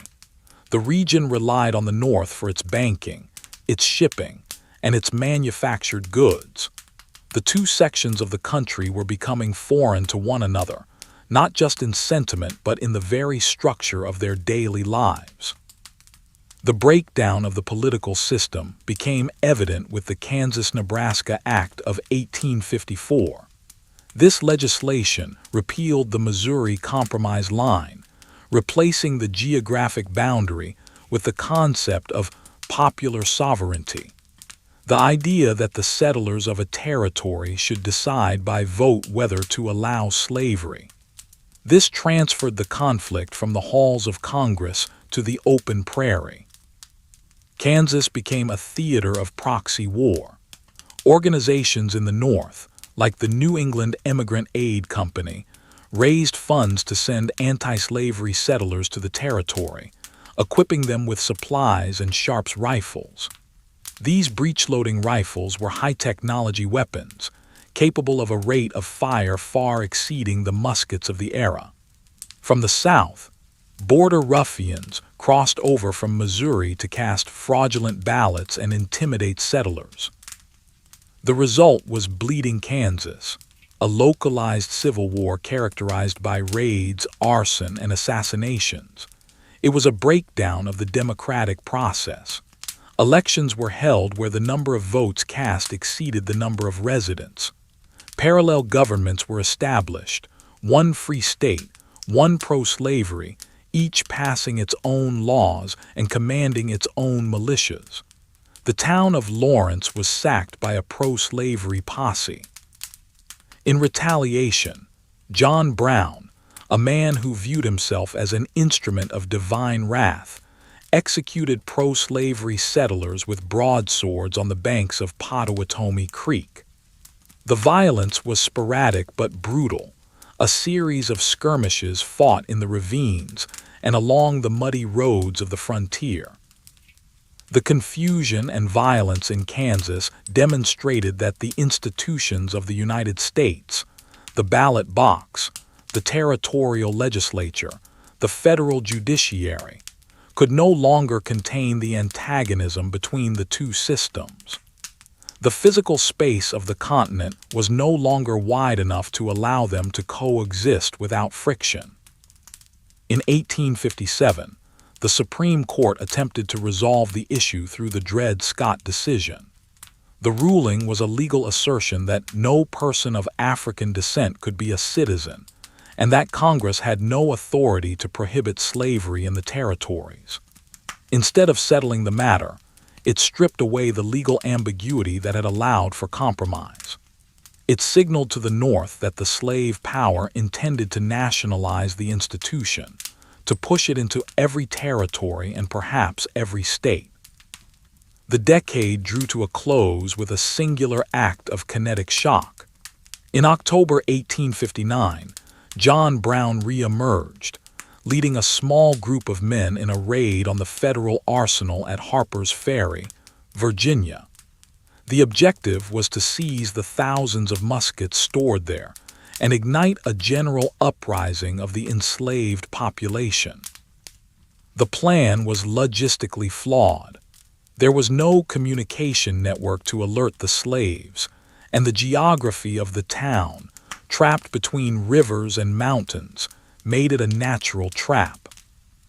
The raid failed within days. U.S. Marines, commanded by Colonel Robert E. Lee, stormed the engine house where Brown's party had barricaded themselves. The doors were battered down with sledgehammers, but the event reverberated far beyond the tactical failure. The sight of an abolitionist attacking a federal installation with the intent of arming slaves confirmed the deepest fears of the South. The subsequent trial and execution of Brown were covered by the new mass media, his words telegraphed across the nation. To the North, he became a martyr. To the South, a terrorist. As the election of 1860 approached, the country was a collection of frayed wires. The political parties, the last institutions that bridged the sectional divide, had fractured. The Methodist and Baptist churches had already split into northern and southern branches. The commercial ties held, but they were strained. The United States Army was a tiny force of barely 16,000 men, mostly scattered in dusty forts across the vast West, guarding the wagon trails against the Comanche and the Apache. There was no great central police force, no mechanism to stop the disintegration if the political will failed. The inevitability of the coming cataclysm lay in the exhaustion of alternatives. Every compromise had been tried and had failed. Every legal avenue had been explored and found wanting. The geographic expansion that had defined the nation's history had forced the issue. There was no more room to delay the decision of what kind of system would govern the land. The telegraph keys clicked out the returns of the election, carrying the news that Abraham Lincoln had won without a single Southern vote. In the state capitals of the Deep South, the machinery of secession began to turn. It was a procedural process. Conventions were called, delegates elected, and ordinances drafted. They used the language of law and sovereignty to dismantle the Union. The federal forts located in southern harbors, Fort Sumter in Charleston, Fort Pickens in Pensacola, became the new points of friction. They were islands of federal authority in a sea of secession, their garrisons waiting, low on supplies, watching the batteries being erected on the opposing shores. The year ended with a deceptive quiet. The crops had been harvested. The cotton was bylaid and waiting on the wharves. The ledgers were being balanced. But in the armories and the foundries, the pace of work was quickening. The long narration of the American experiment was about to enter its most violent chapter, a conflict not against a foreign empire or a native tribe, but against itself.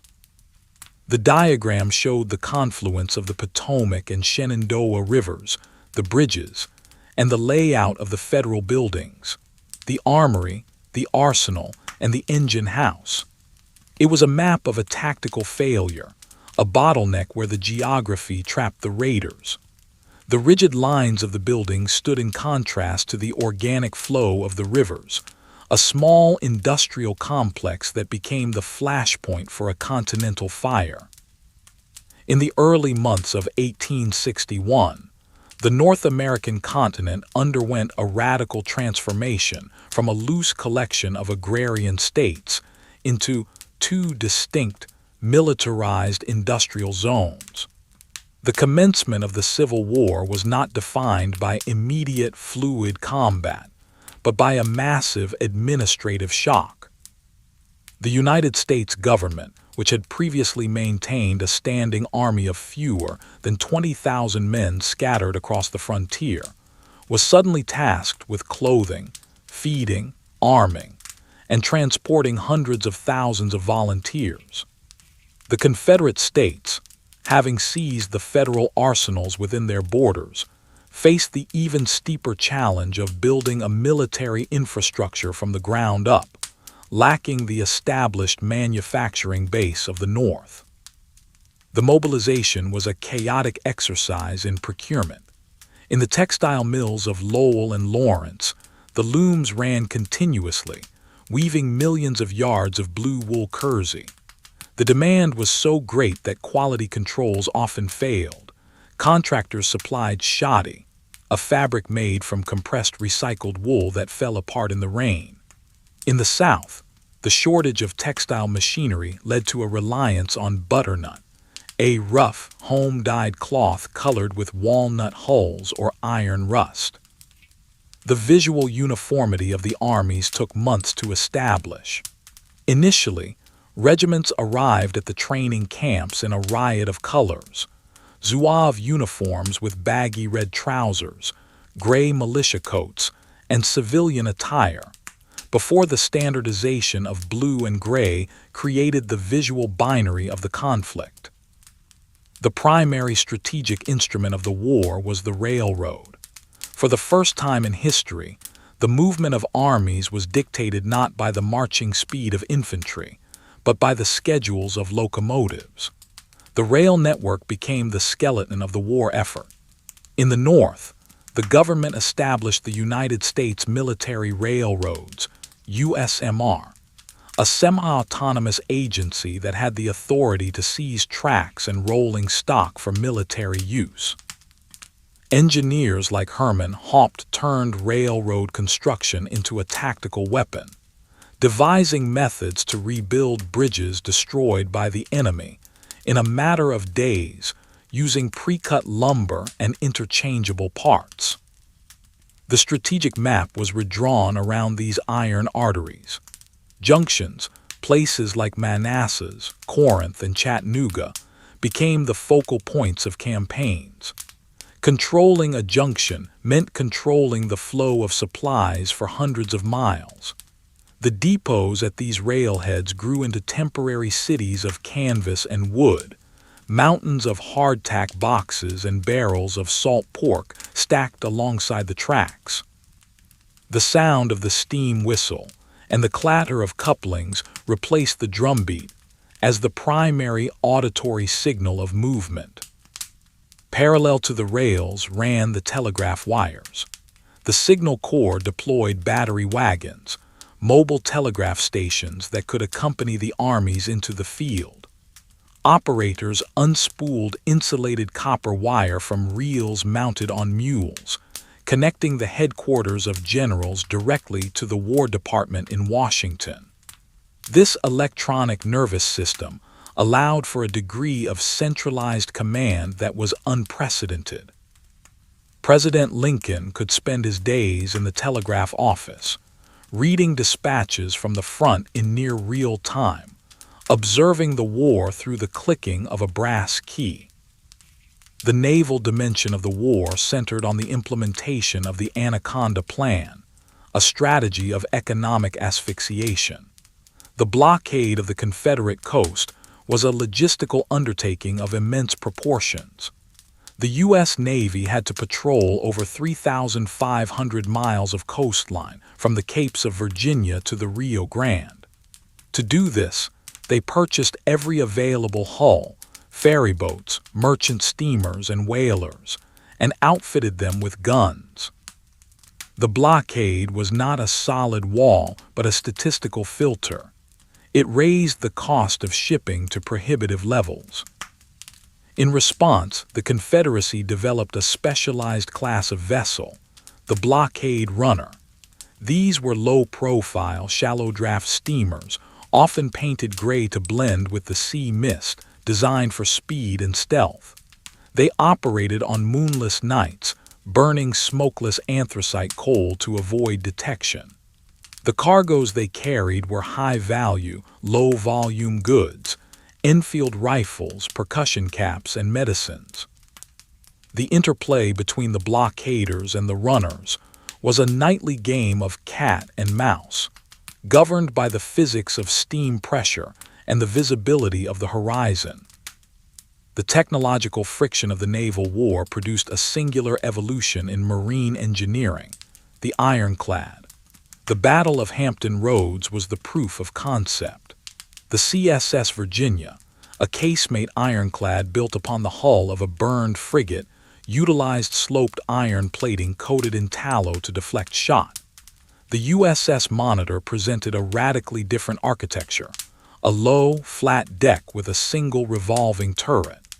When these two machines collided, the age of the wooden warship ended. The engagement was a slow, deafening exchange of heavy ordnance at close range, the shells hammering against the iron plates without penetrating. It demonstrated that naval warfare had become a contest of industrial capacity and metallurgy. On the western rivers, the war was fought by a hybrid navy of turtle gunboats. These wide, flat-bottomed vessels were designed to navigate the shallow, shifting channels of the Mississippi, Tennessee, and Cumberland rivers. Their engines were protected by iron plating, and they carried heavy mortars capable of lobbing shells into high fortifications.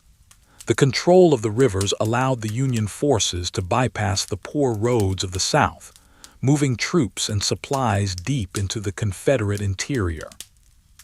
The fall of Fort Henry and Fort Donelson was a demonstration of this combined arms approach, where gunboats reduced the batteries while infantry encircled the position. The combat on land was defined by the mismatch between tactics and technology.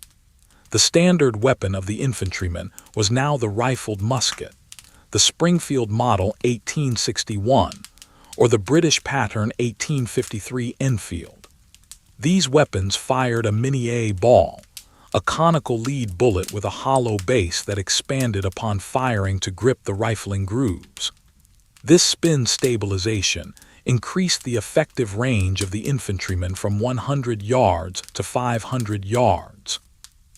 However, the armies still utilized the close-order linear tactics of the Napoleonic era, marching in dense columns and deploying in two-rank lines. The result of this tactical lag was a catastrophic increase in casualty rates. Battles like Shiloh and Antietam produced volumes of fire that physically altered the landscape. Trees were cut down by swarms of bullets. Fences were splintered. The soft lead of the mini-A ball deformed on impact, shattering bone and causing massive tissue damage. The medical services were overwhelmed. Field hospitals were often located in barns or churches, where surgeons worked with unwashed hands and instruments, their aprons stiff with blood. The primary surgical intervention was amputation, a procedure chosen for its speed and the impossibility of repairing shattered limbs. Disease remained the primary killer. The camps were breeding grounds for typhoid, dysentery, and measles. The lack of understanding regarding germ theory meant that latrines were often dug too close to water sources. The diet of the soldier, salt pork, dried beans, and hardtack, provided calories but little nutrition. Scurvy was a constant threat. The United States Sanitary Commission, a civilian organization, attempted to introduce hygiene protocols and supplement the diet with fresh vegetables, bringing a degree of systematic care to the chaotic medical environment. The Emancipation Proclamation, issued in the midst of the war, was a document with profound logistical and legal implications. It transformed the Union Army into an army of liberation, but it also codified the status of escaped slaves as contraband of war. As the Union lines advanced, thousands of enslaved people fled to the camps. The Army had to create a department to manage this influx, establishing contraband camps where the refugees were employed as laborers, teamsters, and cooks. This transfer of labor from the Confederate agrarian economy to the Union military support system was a strategic shift as significant as any battlefield victory. The recruitment of United States Colored Troops, USCT, formalized this shift. African American regiments were organized, uniformed, and drilled. They faced systemic discrimination, lower pay, inferior equipment, and the threat of execution if captured. Yet their presence added nearly 200,000 men to the Union ranks. This infusion of manpower came at a critical moment when Northern enlistments were flagging, and the draft was being instituted to fill the quotas.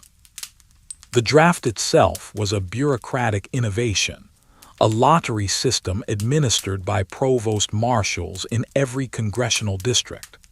A large wheel containing the names of eligible men was spun, and names were drawn. The provision that allowed a draftee to hire a substitute created a market for human service, leading to resentment that exploded in the draft riots of New York City. The violence in the streets was suppressed by regiments marching directly from the battlefield of Gettysburg, a collision of the home front and the war front. The pivotal campaigns of 1863, Vicksburg and Gettysburg, were studies in contrasting logistics. The Vicksburg campaign was a masterpiece of engineering and maneuver. General Ulysses S. Grant, unable to take the fortress city by storm, undertook a complex series of amphibious movements through the bayous. His army marched down the west bank of the Mississippi, crossed below the city, and abandoned its supply lines to live off the rich farmland of Mississippi. The subsequent siege was a static operation of digging zigzag trenches, sapping toward the Confederate works. The city was strangled. The inhabitants were reduced to eating mules and rats, living in caves dug into the clay hillsides to escape the constant mortar fire.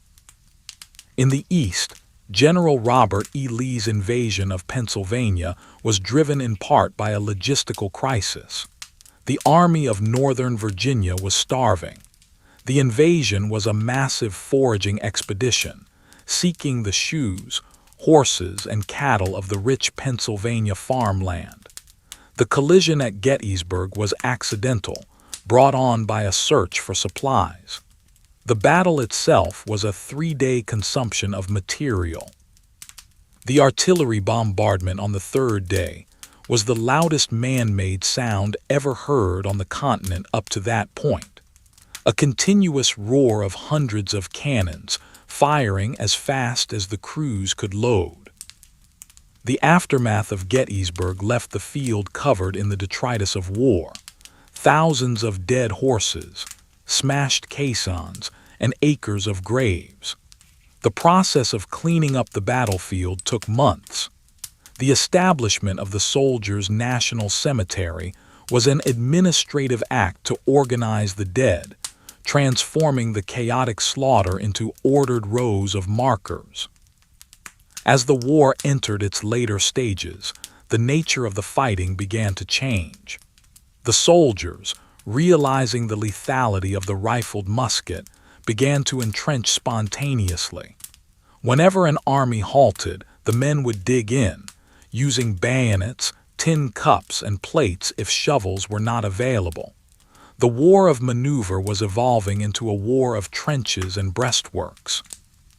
The landscape of Virginia and Georgia became scarred with miles of earthworks, logs, and abattis, felled trees with sharpened branches pointing toward the enemy. The Confederate economy was slowly collapsing under the strain of the blockade and the demands of the war. Inflation was rampant. The Confederate dollar became virtually worthless. The rail network, worn out by overuse and lack of spare parts, began to fail. Food rotted in depots while armies starved a few hundred miles away because the trains could not move. The church bells were melted down to cast cannons. The women of the South were mobilized to scrape lint for bandages and weave homespun cloth, a reversion to pre-industrial production in the face of industrial warfare. In the North, the war economy was booming. The demand for war material stimulated every sector of industry. The production of canned food, condensed milk, and prepackaged rations soared. The sewing machine revolutionized the manufacture of uniforms and shoes. The federal government grew in size and power, levying the first income tax and issuing greenbacks, paper currency backed by the promise of the government rather than gold. The United States was being forged into a modern, centralized nation-state in the fires of the conflict. By late 1863, the strategic situation had solidified. The Mississippi River was open to the sea, cutting the Confederacy in two. The Union armies were poised to drive into the Confederate heartland. The war had ceased to be a contest of dashing maneuvers and had become a grinding, systematic destruction of the enemy's resources. The logistics of attrition were now the dominant factor. It was no longer a question of courage, but of mathematics. How many men, how many tons of powder, how many bushels of corn could be delivered to the point of contact? The diagram illustrated the cross-section of a field fortification. The ditch, the earthen parapet reinforced with logs, and the headlog designed to protect the shooter. In front of the ditch lay the abattis, a tangle of sharpened tree limbs meant to break the momentum of a charge. It was a visual representation of the defensive dominance that defined the later years of the war, a precursor to the static horror of the next century. The winter of 1863-1864 settled over the continent. The armies went into winter quarters again, building cities of log huts with mud chimneys. The picket lines stretched for miles, lonely outposts in the snow. The telegraph wires hummed with orders for the spring campaign. The industrial machines of the North were stockpiling the material for a final, crushing offensive, while the South dug in, relying on the defensive strength of the trench and the endurance of its dwindling manpower. In the spring of 1864, the strategic rhythm of the American Civil War shifted from seasonal campaigning to continuous, relentless contact. The new General-in-Chief of the Union armies, Ulysses S. Grant, implemented a coordinated strategy that treated the entire continent as a single theater of operations. The instructions were simple in concept but brutal in execution. All Union armies were to advance simultaneously, preventing the Confederacy from shifting troops between fronts using their interior rail lines. The primary offensive in the Eastern Theater, the Overland Campaign, was a study in logistical momentum. The Army of the Potomac, numbering over 100,000 men, crossed the Rapidan River not to capture a city, but to lock onto the Army of Northern Virginia and grind it down. The supply train for this army was a massive mobile city. Thousands of white canvas-covered wagons, carrying ammunition, hardtack, and fodder, moved in columns that stretched for 60 miles. The logistical tail was so vast that it dictated the tactical options. The army could only move as fast as its slowest wagon. The fighting in the wilderness was a chaotic collision in dense secondary growth forest. The underbrush, dry from winter, caught fire from the muzzle flashes, creating a hellscape of smoke and flame where wounded men were trapped. The battle was not fought in lines but in confused groups, visibility limited to a few yards. Command and control broke down. Generals relied on the sound of firing to judge the progress of the battle.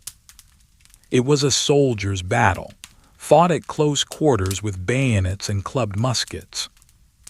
Unlike previous campaigns, there was no retreat to refit. The Union Army moved by the left flank, always sliding southward, forcing the Confederates to race to interpose themselves between the invaders and Richmond. This resulted in a series of collisions: Spotsylvania Courthouse, North Anna, Cold Harbor. At Spotsylvania, the combat focused on the Mule Shoe salient, a bulge in the Confederate line. For 20 hours in pouring rain, men fought hand-to-hand in trenches filled with water and blood. The volume of fire was so intense that an oak tree, 22 inches in diameter, was cut down solely by musket balls. The medical evacuation system was strained to its breaking point. A chain of ambulance wagons moved the wounded from the field hospitals to the depots at Aquia Creek and Belle Plaine. From there, steamships transported them to the massive general hospitals in Washington, D.C. and Alexandria. These hospitals were pavilion-style complexes, designed with long, airy wards to minimize infection. The nurses, often women volunteers, worked in shifts to change dressings and feed the incapacitated. The logistical flow of broken bodies was as constant as the flow of ammunition moving south. Simultaneously, in the Western Theater, General William Tecumseh Sherman began his advance toward Atlanta. His campaign was tethered to a single, fragile iron lifeline, the Western and Atlantic Railroad. To protect this supply line, Sherman had to garrison every bridge and tunnel. He created a specialized construction corps, a highly trained unit of engineers and mechanics who could rebuild a destroyed trestle bridge in days. They carried pre-cut timbers and duplicate parts for every bridge on the line. When Confederate cavalry raided the rear and tore up the tracks, the repair trains were often on the scene before the smoke had cleared. The battle for Atlanta was a siege of maneuver. Sherman used his numerical superiority to constantly flank the Confederate defensive lines, forcing them to retreat to new positions. The city itself was subjected to a systematic bombardment. Siege guns were brought up by rail and emplaced in earthworks. The destruction of the city's industrial capacity, the rolling mills, the foundries, the rail yards, was a primary objective. When the city finally fell, the evacuation of the civilian population was ordered, a harsh administrative measure to clear the operational zone. The subsequent march to the sea was a radical departure from traditional military logistics. Sherman cut his communications and his supply line. The army became a self-sustaining entity, a scorched earth machine moving through the Georgian countryside. The orders detailed the formation of foraging parties, authorized to strip the land of food and livestock. The objective was psychological and economic, to demonstrate that the Confederate government could not protect its interior, and to destroy the agricultural base that fed the enemy armies. The infrastructure destruction was systematic. Sherman's neckties became a common sight. Rails were torn up, heated over bonfires of crossties, and twisted around trees so they could not be repaired. Cotton gins, barns, and gristmills were burned. The path of the army was a corridor of desolation, 60 miles wide. The smoke of burning infrastructure marked the army's progress to the coast. In Virginia, the war settled into the siege of Petersburg. This was a precursor to the trench warfare of the 20th century. Two great armies faced each other in elaborate networks of trenches, redoubts, and bomb-proofs stretching for 30 miles. The daily routine was one of sniper fire and mortar bombardment. The soldiers lived in holes dug into the clay, covered with logs and earth. The mud was a constant enemy, clogging rifles and rotting boots. The Union logistical advantage was cemented by the construction of the City Point Depot. At the confluence of the James and Appomattox rivers, a massive logistical hub was built. It had wharves for deep-water ships, warehouses, bakeries capable of producing 100,000 loaves of bread a day, and its own railroad system that ran directly to the trenches. A telegraph line connected General Grant's cabin directly to the War Department. It was a triumph of industrial organization, ensuring that the Union soldier was the best fed and best supplied in history, while his counterpart across the lines was eating parched corn. The naval war continued to tighten the noose. The capture of Mobile Bay by Admiral David Farragut closed one of the last major Confederate ports. The battle was fought in a minefield, then called torpedoes, where ironclad monitors and wooden frigates forced their way past heavy forts. The final closure of the port of Wilmington, North Carolina, after the massive amphibious assault on Fort Fisher, severed the last artery to the outside world. The Army of Northern Virginia was now effectively isolated. The end came not with a bang, but with a logistical collapse. In April 1865, the Confederate lines at Petersburg were stretched too thin to hold. The Union breakthrough forced a retreat. The final campaign was a foot race. The Confederate Army, starving and disintegrating, tried to reach supply trains that never arrived. At Appomattox Courthouse, surrounded and cut off from food, the surrender was the only logical military conclusion. The ceremony was simple, the stacking of arms and the furling of flags. The issuance of rations to the starving Confederate troops was the first act of the peace. The assassination of President Lincoln days later added a shock of political violence to the exhaustion of the war. The funeral train that carried his body back to Springfield, Illinois, was a somber logistical operation in reverse, retracing the route he had taken to Washington 4 years earlier.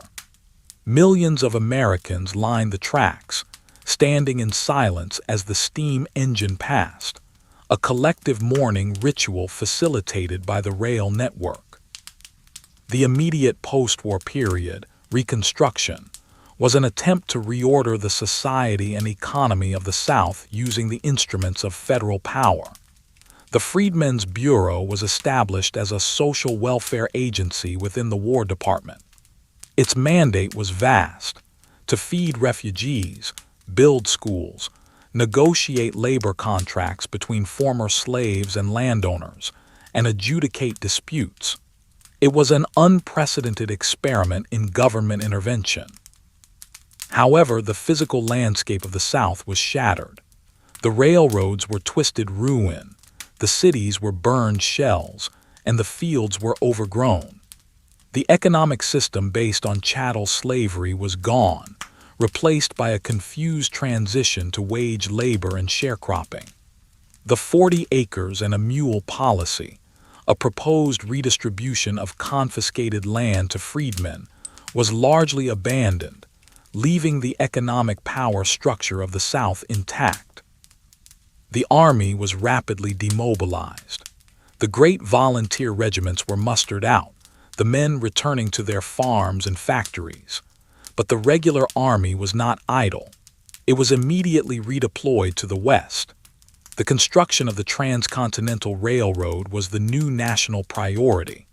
Two companies, the Union Pacific Building west from Omaha and the Central Pacific Building east from Sacramento, were engaged in a race fueled by federal land grants and loans. The construction of the railroad was a military-style operation. The work crews were organized into gangs, often composed of Irish immigrants and Civil War veterans in the east and Chinese laborers in the west. They lived in mobile tent cities that moved with the end of the track. The logistical challenge was immense. Every rail, every spike, every tie had to be transported to the railhead. In the high Sierras, Chinese workers blasted tunnels through granite using nitroglycerin, working through blizzards and avalanches. This industrial projection into the West brought the United States into direct, final conflict with the indigenous nations of the Great Plains. The Lakota, Cheyenne, and Arapaho saw the iron horse as a direct threat to the buffalo herds, the foundation of their economy. The Army was tasked with protecting the construction crews.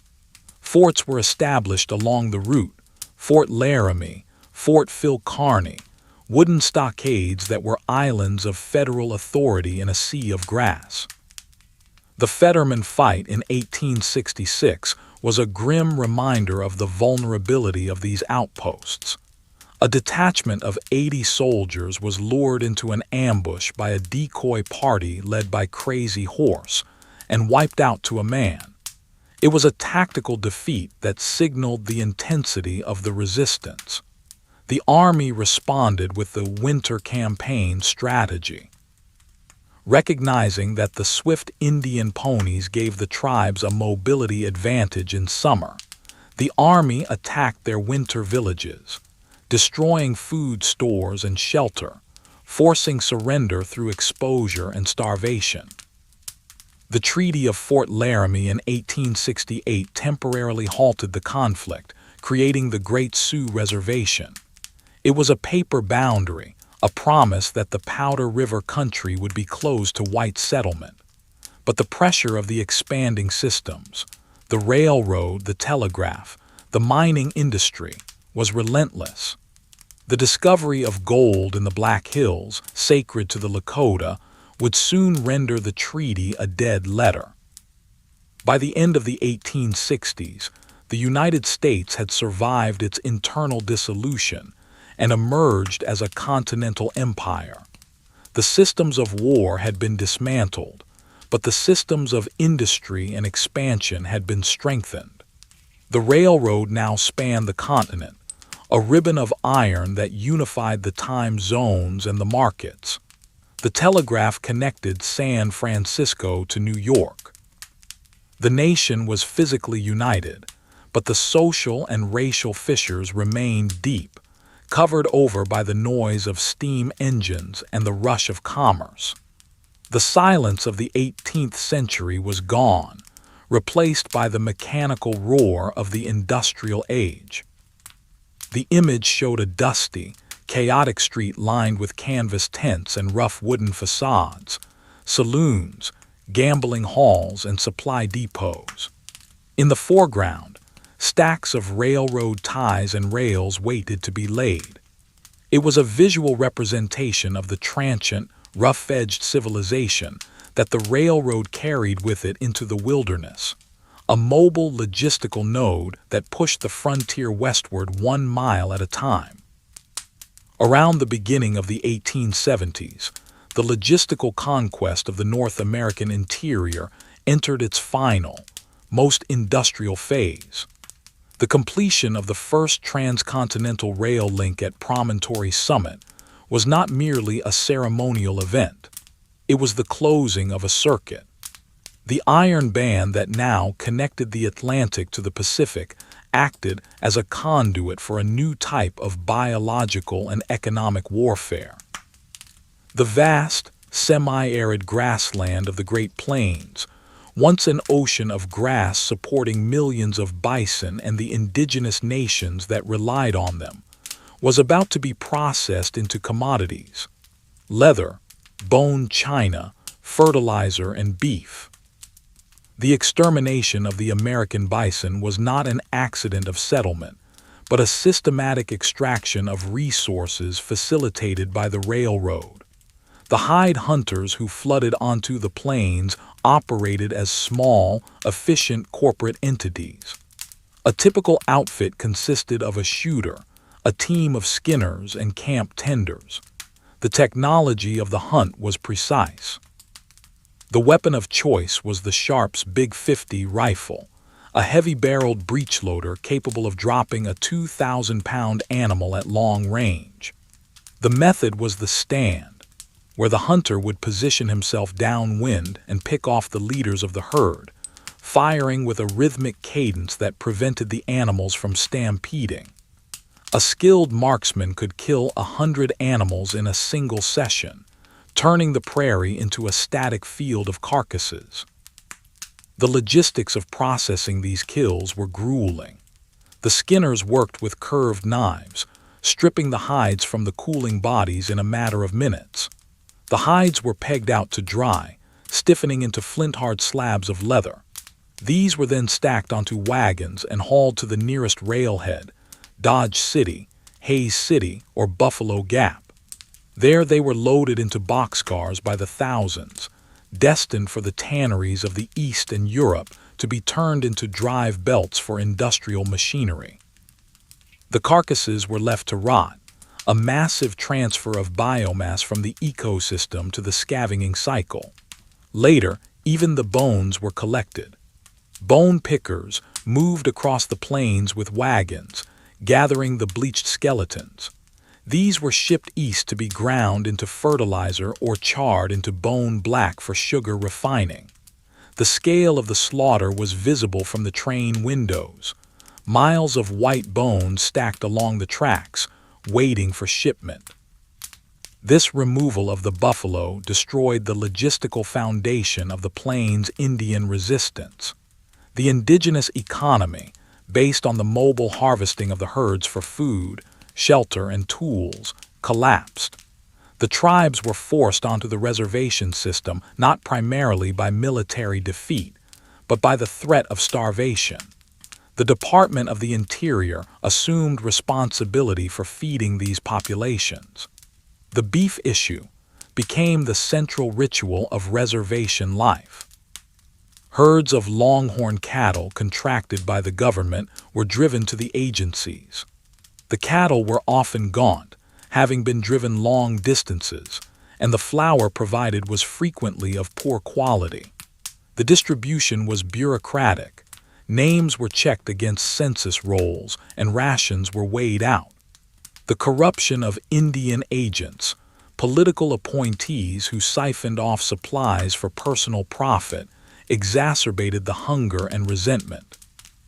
To fill the void left by the buffalo, the cattle industry exploded north from Texas. The era of the long drive was a logistical bridge between the open range of the South and the railheads of Kansas. A cattle drive was a moving factory of beef on the hoof. A herd of 2,500 steers required a crew of a dozen cowboys, a trail boss, and a cook. The hierarchy was rigid. The point men guided the lead steers. The swing and flank riders kept the herd compressed.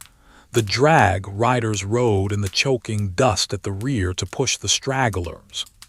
The pace was deliberate, 10 to 15 miles a day, to allow the animals to graze and maintain weight. The logistical hub of the drive was the chuck wagon, a mobile kitchen and supply depot designed by Charles Goodnight. It carried the Dutch ovens, the sourdough keg, the coffee beans, and the bedrolls. The daily routine was governed by the sun and the needs of the animals. Breakfast before dawn, the drive until noon, a rest period, the afternoon push, and then the night watch, where men circled the sleeping herd in shifts to prevent stampedes. This system moved millions of cattle north, creating boomtowns at the railheads where the transfer of ownership occurred.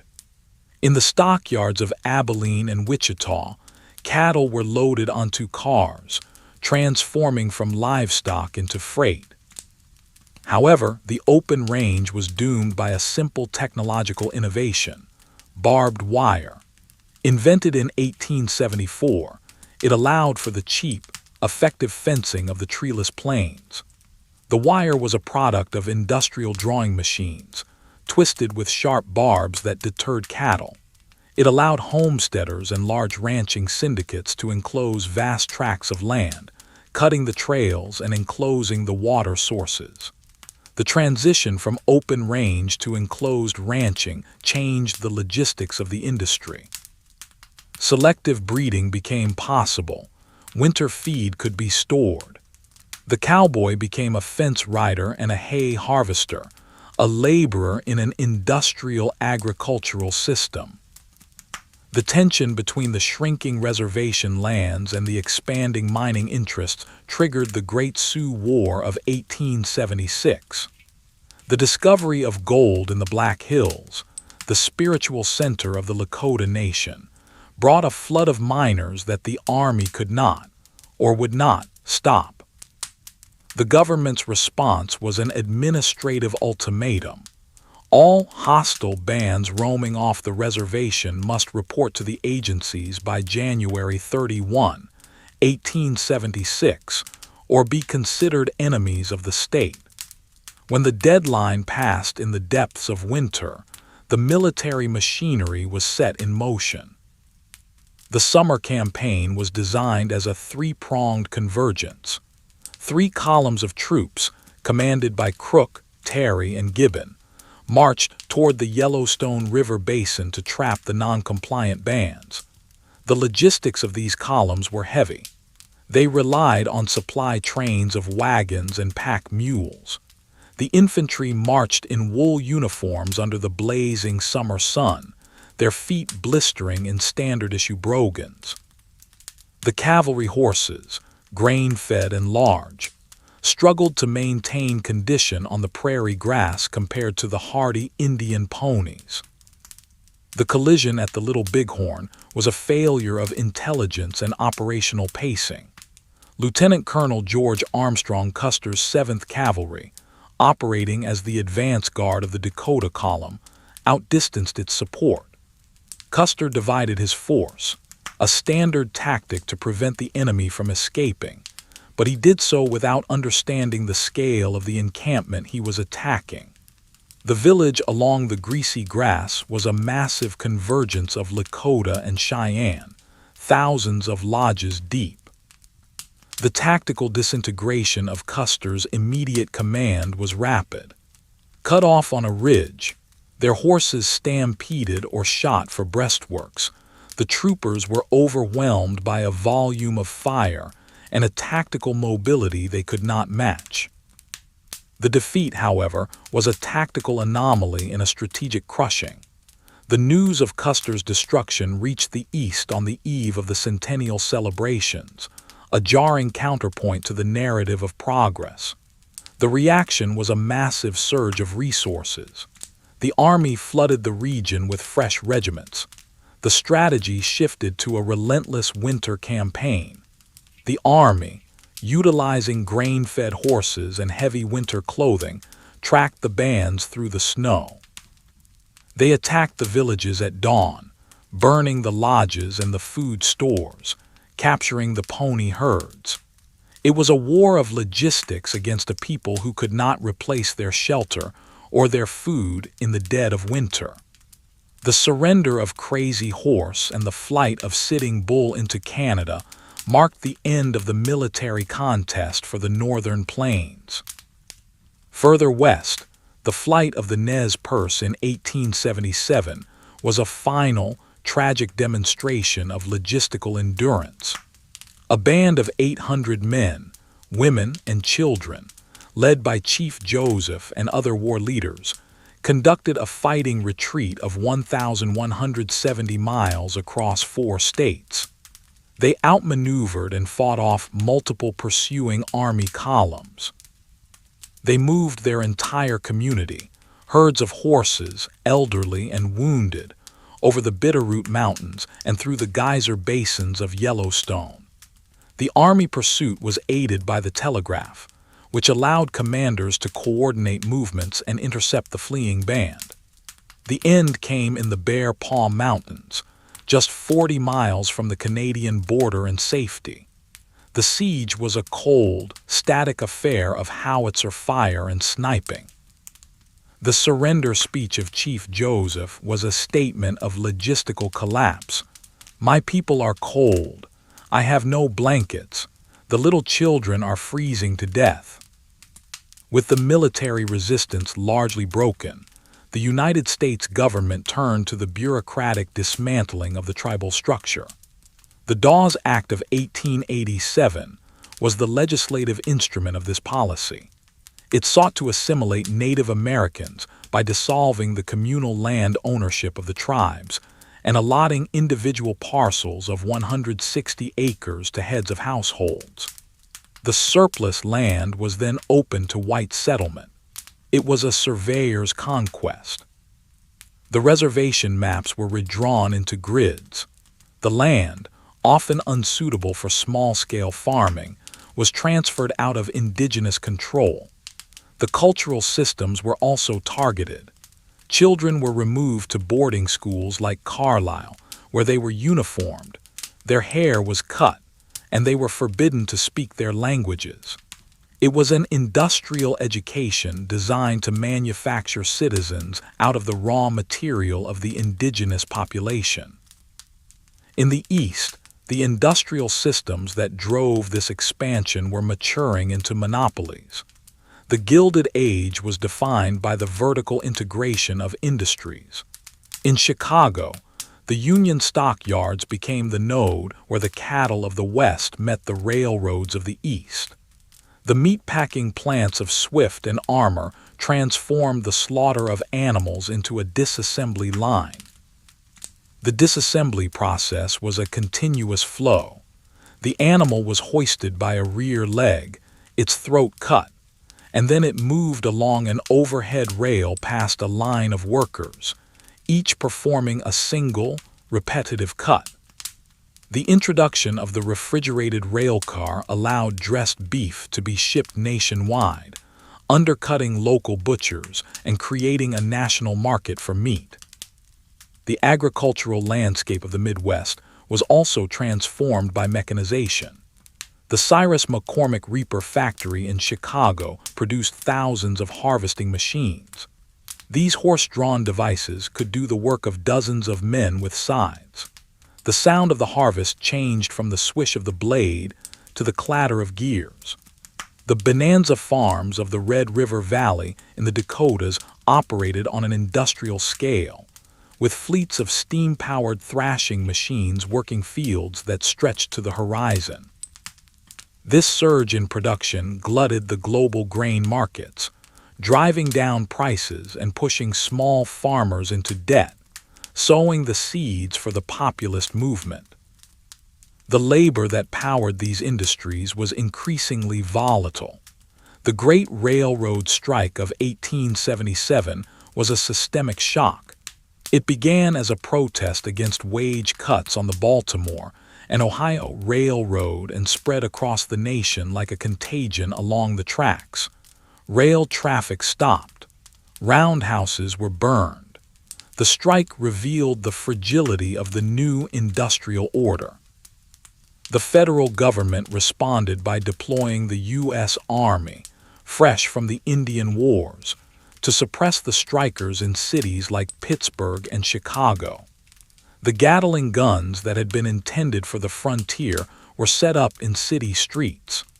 It was a collision between the rights of labor and the power of capital, mediated by the state's monopoly on violence. In the Southwest, the final chapter of the Apache Wars was playing out in the canyon lands of Arizona and New Mexico. This was a conflict of small units and high mobility. The Apache, led by Geronimo, operated in a terrain of blistering heat and vertical rock. They were masters of ambush and evasion, capable of traveling scores of miles on foot over impossible ground. The U.S. Army response, led by General George Crook and later Nelson Miles, involved the use of Apache scouts to track the renegades. It was a strategy of using the enemy's skills against them. The heliograph, a system of mirrors used to flash Morse code signals using the sun, was established on mountain peaks. This optical telegraph network allowed the Army to coordinate the encirclement of the elusive bands. The surrender of Geronimo in 1886 marked the symbolic end of the Indian Wars. The remaining Apache were loaded onto boxcars and transported to prisons in Florida and Alabama, a final logistical displacement. The frontier, as a zone of conflict and undefined sovereignty, was effectively closed. The map of the United States was filled in. The territories were being organized into states. The Census Bureau would soon declare that there was no longer a continuous frontier line. The West was now a place of extraction and industry. The copper mines of Butte, Montana, and Bisbee, Arizona, dug deep into the earth to provide the wire for the electrification of the world. The mines were underground cities, lit by electric bulbs, ventilated by massive fans, and worked by immigrants from Cornwall, Ireland, and China. The smelters belched sulfurous smoke that killed the vegetation for miles around. It was a landscape of machinery, slag heaps, and company towns. The rise of the corporation as the dominant form of organization reshaped the daily life of Americans. The concept of standard time was introduced by the railroads to coordinate schedules, replacing the local sun time of thousands of communities. The entire nation now marched to the ticking of a synchronized clock. The mail-order catalogs of Sears, Roebuck & Co. brought the products of the factories to the most isolated farmsteads. A farmer in Nebraska could order a cream separator, a violin, or a prefabricated house, and have it delivered by rail. The consumption of standardized goods was becoming a national ritual. As the 1880s drew to a close, the United States had transformed into an industrial colossus. The violence of the conquest had been sublimated into the violence of the factory floor and the mine shaft. The open spaces had been gridded, fenced, and titled. The silence of the plains was broken by the whistle of the locomotive and the lowing of cattle in the holding pens. The inevitable conflicts of the future would be fought not over the control of land, but over the control of the systems that now span the continent: the currency, the tariffs, the trusts, and the labor market. The physical war was over. The economic war was just beginning. The illustration detailed the double-walled construction of the car, filled with sawdust insulation. At either end, bunkers for blocks of ice were shown, with vents designed to circulate the cold air over the hanging carcasses of beef. It was a drawing of a cold chain technology that defied the natural decomposition of meat, allowing the Chicago slaughterhouses to feed the growing cities of the East, a triumph of thermodynamics and logistics. Around the turn of the 20th century, the United States stood at the threshold of a new era. Its internal frontiers closed, and its industrial capacity overflowing the boundaries of the continent. The systems of production and logistics that had been forged to conquer the West were now turning outward, seeking new markets and spheres of influence in the Caribbean and the Pacific. The conflict that would mark this transition, the Spanish-American War, was a collision between a rising industrial power and a decaying imperial one. The prelude to this conflict was not a military buildup, but a shift in the way information was consumed.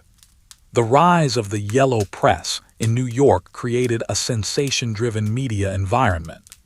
Newspapers printed on high-speed rotary presses, using cheap wood pulp paper, competed for circulation wars by amplifying the atrocities of the Cuban Revolution against Spanish rule. The stories of concentration camps and starving civilians were cabled to the U.S., stirring a public demand for intervention. It was the first war where public opinion, mobilized by mass media, acted as a primary strategic driver. The catalyst was a technological failure in Havana Harbor. The explosion of the USS Maine, a second-class battleship, was likely caused by a spontaneous combustion in a coal bunker that ignited the adjacent ammunition magazine. However, the media narrative immediately blamed a Spanish mine. The investigation was a forensic process of examining bent steel plates and divers' reports, but the political conclusion was already written. The cry of "Remember the Maine" became a slogan that bypassed diplomatic nuance. The war that followed was a naval war of global reach. The U.S. Navy, now modernized with steel hulls and rifled breech-loading guns, operated on two oceans simultaneously. In the Pacific, Commodore George Dewey's squadron steamed into Manila Bay in the Philippines. The engagement was a calculated execution of gunnery. The American ships, moving in an oval pattern, delivered a continuous, accurate fire that dismantled the antiquated Spanish fleet at anchor. It was a victory of range and steam engineering. The Spanish shells fell short, while the American cruisers fired from a distance of safety. In the Caribbean, the blockade of Cuba was the primary operation. The U.S. Atlantic Fleet bottled up the Spanish squadron in the harbor of Santiago de Cuba. The blockade was a logistical noose, cutting off coal and food. When the Spanish ships attempted to break out, the resulting battle was a running fight along the coast. The American battleships, essentially floating gun platforms armored with case-hardened steel, ran down the fleeing Spanish cruisers. The destruction was total. The Spanish ships were beached and burning, their hulls riddled with heavy shell fire. The land campaign in Cuba was a logistical disaster that highlighted the unpreparedness of the U.S. Army for tropical warfare. The mobilization was chaotic. The staging area in Tampa, Florida, was a bottleneck where rail cars backed up for miles, their contents unmarked. Soldiers were issued heavy wool uniforms suitable for the plains of Montana, not the jungles of Cuba. The food rations included embalmed beef, canned meat of dubious quality that caused widespread sickness. The landing at Daiquiri was an improvised affair, with horses pushed into the sea to swim ashore. The advance on Santiago was a slow grind through dense vegetation. The Battle of San Juan Hill was a frontal assault against entrenched Spanish positions armed with Mauser rifles. The Mauser, using smokeless powder, was a generation ahead of the black powder Springfields carried by many American volunteer units. The lack of smoke made the Spanish positions invisible, while the clouds of white smoke from the American lines marked them as targets. The victory was secured not by tactical brilliance, but by the sheer weight of numbers and the aggressive spirit of the regulars and the volunteer Rough Riders. The aftermath of the war left the United States with an overseas empire. Puerto Rico, Guam, and the Philippines were ceded by Spain. This acquisition triggered a brutal, asymmetrical conflict in the Philippines. The Philippine-American War was a counterinsurgency campaign fought in the rice paddies and jungles of the archipelago. It was a war of patrols, ambushes, and the water cure, a form of torture used to extract intelligence. The U.S. Army applied the lessons of the Indian Wars, constructing garrisons, dividing the country into zones, and concentrating the civilian population to deny support to the insurgents. The logistics involved moving men and supplies across the vast Pacific, a supply line of 7,000 miles maintained by a fleet of transport ships. At home, the assassination of President William McKinley in 1901 brought Theodore Roosevelt to the presidency. Roosevelt was the embodiment of the new American energy, a believer in sea power and the strenuous life. His administration focused on the ultimate logistical project, the construction of the Panama Canal. The French had tried and failed to dig a canal across the isthmus, defeated by geology and disease. The American effort began not with excavation, but with sanitation. Dr. William Gorgas, applying the new understanding of mosquito-borne transmission, launched a military-style campaign against the vectors of yellow fever and malaria. Swamps were drained, oil was poured on standing water, and buildings were screened. It was a war against biology that had to be won before the war against the earth could begin. The construction of the canal was a triumph of the machine age. The Culebra Cut, the slice through the Continental Divide, was the site of the greatest excavation in history. Massive steam shovels mounted on railroad tracks took 3-ton bites of rock and earth.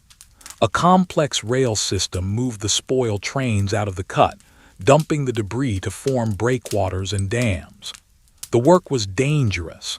Landslides were frequent, burying men and machines. The labor force was international, with thousands of workers from the West Indies doing the hardest manual labor. The locks themselves were engineering marvels, massive concrete chambers operated by electricity. The mules, electric locomotives, towed the ships through the narrow chambers. The water to operate the locks came from Gatun Lake, a man-made ocean created by damming the Chagres River. When the canal opened in 1914, it fundamentally altered the geography of the world. A ship could now steam from New York to San Francisco without rounding the Horn, shrinking the globe and doubling the strategic mobility of the U.S. Navy. But as the canal opened, the systems of the 19th century were collapsing in Europe. The outbreak of World War I was the result of the industrialization of war reaching its logical, horrific conclusion. For 3 years, the United States stood apart, feeding the conflict with its agricultural and industrial output. The Atlantic became a war zone where German U-boats, submarines, hunted the merchant ships carrying American grain and munitions to Britain and France. The decision to enter the war in 1917 was a response to the unrestricted submarine warfare that threatened the flow of commerce. The mobilization that followed was a total reorganization of American society. The Selective Service Act created a massive conscript army. The War Industries Board took control of the economy, dictating production quotas and allocating raw materials. The railroads were nationalized under the United States Railroad Administration to unclog the bottlenecks at the ports. The American Expeditionary Force, AEF, was a logistical projectile fired across the Atlantic. 2 million men were transported to France, a movement of human capital that required a bridge of ships. They arrived in a landscape of devastation, the Western Front, where the trench lines had not moved significantly in years. The American logistical system in France was built from scratch. New ports, new rail lines, and massive depots of food and ammunition. The combat experience of the AEF was a shock of modern industrial slaughter. At Belleau Wood and the Argonne Forest, American troops attacked into the face of machine guns and artillery. The gas shell brought chemical warfare to the battlefield, requiring soldiers to fight in suffocating rubber masks. The Meuse-Argonne offensive was the largest battle in American history, involving 1.2 million soldiers. It was a grinding push through difficult terrain, dependent on the continuous supply of artillery shells. The sheer volume of fire was staggering. In 3 hours, the artillery could expend more ammunition than was used in the entire Civil War. The armistice in 1918 ended the fighting, but the world had been irrevocably changed. The United States was now the undisputed financial and industrial center of the globe. The creditor nation of the world, it held the notes on the debts of Europe. The return of the troops was a swift reverse migration, but they returned to a country that was urbanizing and modernizing at a breakneck pace. The 1920s saw the final triumph of the assembly line. Henry Ford's River Rouge plant was the cathedral of this new order. Raw materials, iron ore, coal, rubber, entered at one end and finished automobiles exited at the other. The process was a continuous flow, broken down into thousands of repetitive tasks. The Model T was not just a car. It was a unit of freedom that destroyed the isolation of rural America. The road network was paved with concrete to accommodate the machine, creating a new grid that overlaid the old wagon trails. The skies, too, were being conquered. The airmail service, flown by daredevil pilots in open cockpit biplanes, established the routes for commercial aviation. Beacons of light were set up across the plains to guide the night flyers, a lighthouse system for the ocean of air. The flight of Charles Lindbergh across the Atlantic in 1927 was the symbolic closure of the distance between the continents. It was a triumph of the single machine and the single will, but it was supported by the growing aeronautical industry. However, the systems of finance were becoming dangerously abstract. The stock market boom was fueled by margin buying, borrowing money to buy shares. It was a paper economy, disconnected from the physical realities of production and consumption. The crash of 1929 was a systemic failure of confidence. The liquidity dried up. The banks failed. The factories closed. The Great Depression that followed was a paralysis of the logistical machinery. The trains still ran, but they were empty. The crops still grew, but they rotted in the fields because no one could afford to buy them. The Dust Bowl was the environmental reckoning for the industrial conquest of the plains. The deep plowing of the high prairie, combined with a decade of drought, broke the soil structure. The wind picked up the topsoil and turned it into black blizzards that darkened the sky at noon. The farmers who had settled the land were forced to leave, becoming refugees in their own country. The Okies, migrating west to California in jalopies, retracing the path of the pioneers but finding only hostility and labor camps. The response to this collapse was the New Deal, a massive expansion of the federal government's role in the daily life of the nation. The Civilian Conservation Corps, CCC, and the Works Progress Administration, WPA, were logistical operations to mobilize the unemployed. They built bridges, dams, post offices, and national parks. The Tennessee Valley Authority, TVA, tamed an entire river system, building dams to generate hydroelectric power and bring electricity to the rural South. It was the application of engineering and planning to the social and economic landscape. As the 1930s ended, the dark clouds of a new, even more total war were gathering. The conflicts in Europe and Asia were driven by the aggression of totalitarian systems that sought to reorder the world through conquest. The United States, initially reluctant, began to reawaken its industrial giant. The factories that had been idle began to retool. The arsenal of democracy was being built. The attack on Pearl Harbor in 1941 was the final kinetic shock that engaged the full capacity of the American system. The war that followed would be fought on a scale that defied imagination, requiring the mobilization of the entire population and the entire economy. It would be a war of physics, of radar, the proximity fuse, and ultimately the splitting of the atom. The diagram showed the linear progression of the chassis moving along the conveyor belt, with feeder lines supplying the engines, wheels, and bodies. It was the blueprint of mass production, the system that would produce the trucks, tanks, and planes to fight the coming war. The long narration of the American conflict had moved from the slow, wooden world of the 18th century to the high-speed steel and oil reality of the 20th.